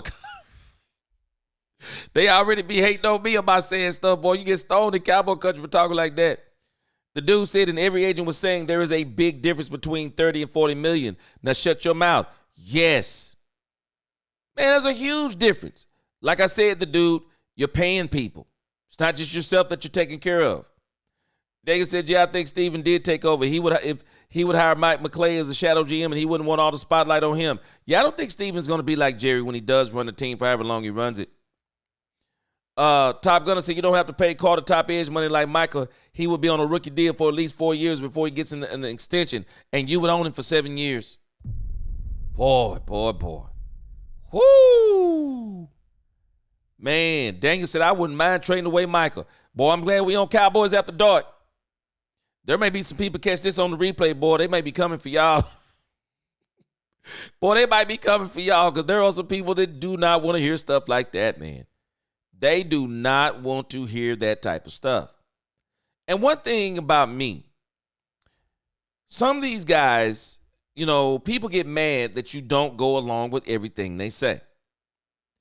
But if we're all saying the same thing, then you might as well just listen to only one of us because you're only going to hear the same thing. And I do think it's good that we're all telling, I think in some respect, we're telling the same story. We're just telling it from a different perspective, and we're telling it based on the facts that we see. But again, the Cowboys, to me, they're moving different. The Michael Parsons thing is a part of how they're moving different. They're trying to get Michael Parsons done, and I think it will get done. I will not be surprised by, what is it? It's Thursday morning. I will not be surprised that by Monday, Michael Parsons is signed no later than the first day of the first training camp. Because the Cowboys, from what I've seen, I've been trying to look at the exact schedule of when they start their first offseason workouts. Because the Cowboys have a brand new coach. Any of the teams, from what my understanding is, if you have a brand new coach, you actually get to to start training camp early, 2 weeks early, if I'm not mistaken. You get to start training camp 2 weeks early. Yeah, you actually get to start training camp 2 weeks early. One of my screens went out. That's what I keep looking at. I think it's my bandwidth this late at night. Boy, AT&T be tripping. Daniel M said, I still wouldn't trade away Michael because you would be bad for the next 15 years. And I'm 29 years old. I want to see this team win a Super Bowl before I die. Like, come on. I think they would win more. I still think they'd be fine without him. I think the Cowboys will be fine without him. The issue is they'd have to understand, though, you're not replacing Michael Parsons with one player. It's going to require you to really build your team if you would even try something like that. You would have to build your team. Not only would you have to go get Abdul Carter, you would also need to go get a top defensive tackle in this thing or you'd have to go get you another really, and Overshown should be back, but if I was the Cowboys, I would be making this draft like Overshown will not be back anytime soon. But again, you would probably have to get multiple players to take the place of Michael Parsons. There's no doubt about it.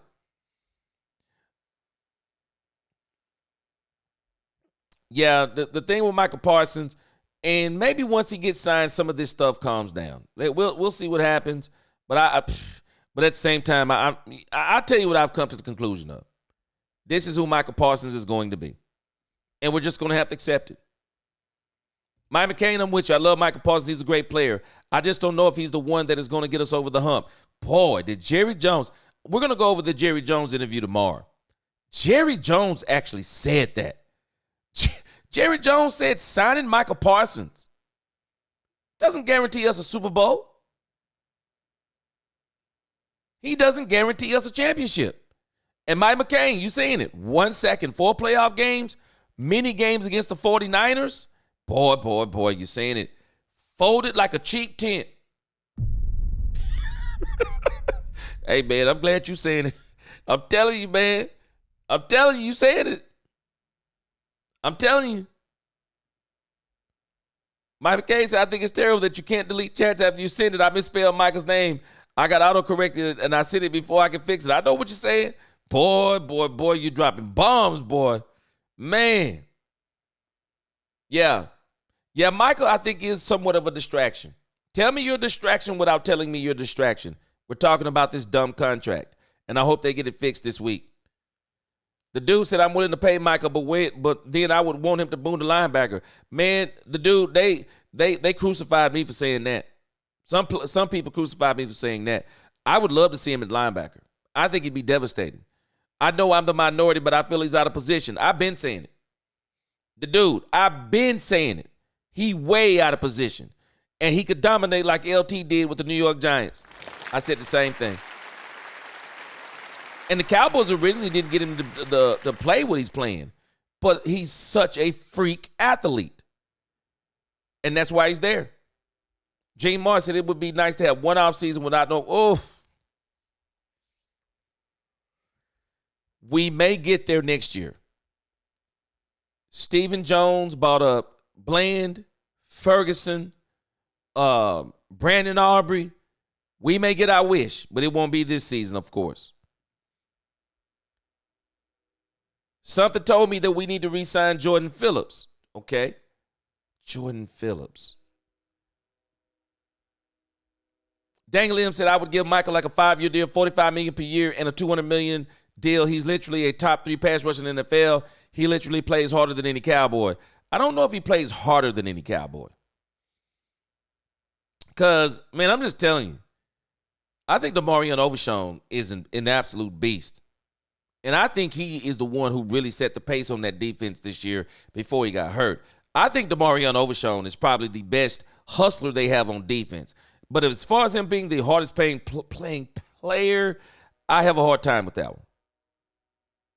I really have a hard time with that one because I think Dak probably plays harder than all of them because Dak works harder than all of them.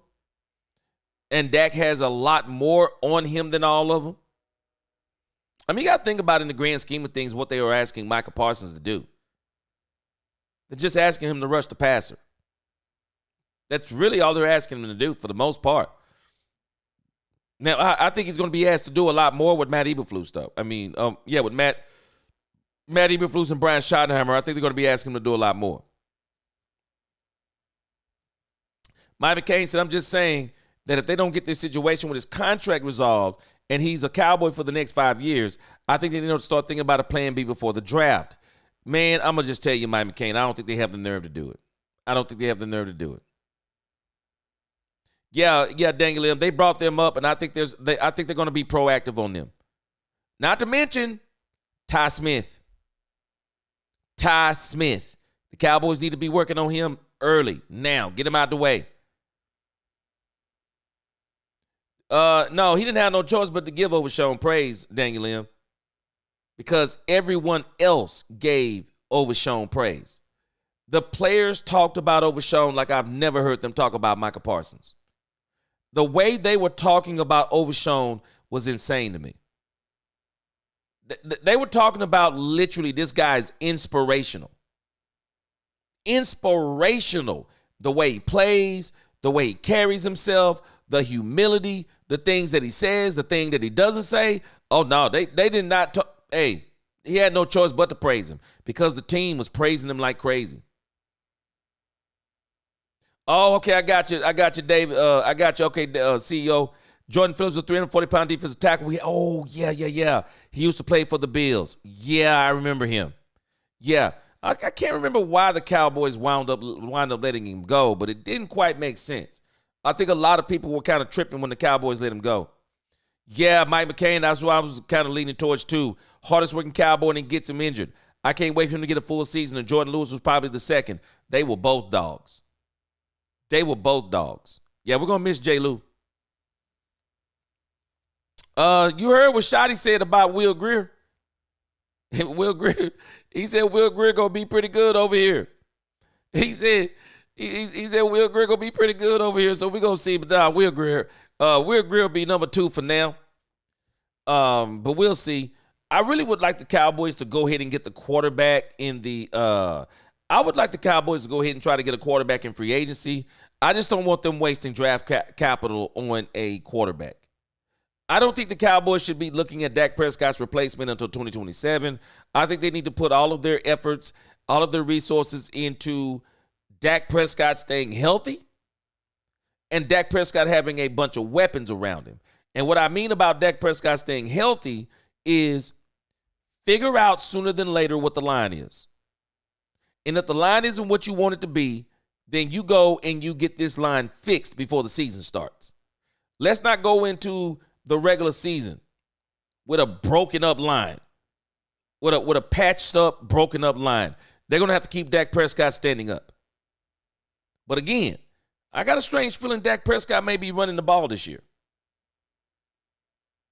I got a feeling that Dak Prescott may be running the ball this year. They kind of brought up a very interesting fact. They brought up the fact that the Arizona Cardinals, the guy that we got from the Arizona Cardinals, you got to forgive me, these names ain't coming to me just yet like I want them to. But they were mentioning that Kyler Murray was a mobile quarterback under him. That's another way that he had some of the success. And so the implication was Dak Prescott going to have to run for him to have some of that same type of success too. And then they kind of brought up the fact that Shotty brought up the fact of extending plays. I got a feeling we're going to see Dak Prescott running, and I think this is one of the things that Dak Prescott is training for. He's trying to get his body trained to start taking those hits again.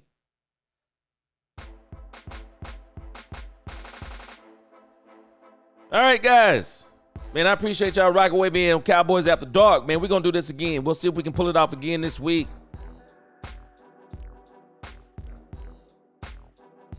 Mike McCain said, I keep trying to come in so hard that I keep misspelling stuff. It's all good. We get what you're saying. Marcus Rowe, appreciate you.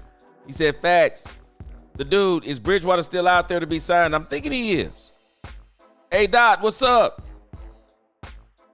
Top Gun and Overshown does his talking on the field, not off it. Yeah, I mean, everybody was talking about Overshown like everybody was talking about Overshown.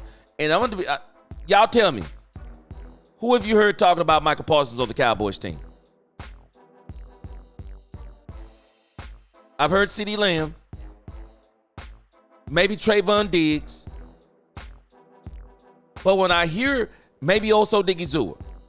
But you heard so many players talking about Overshown. Work ethic. The way he is on the field. The way he is off the field.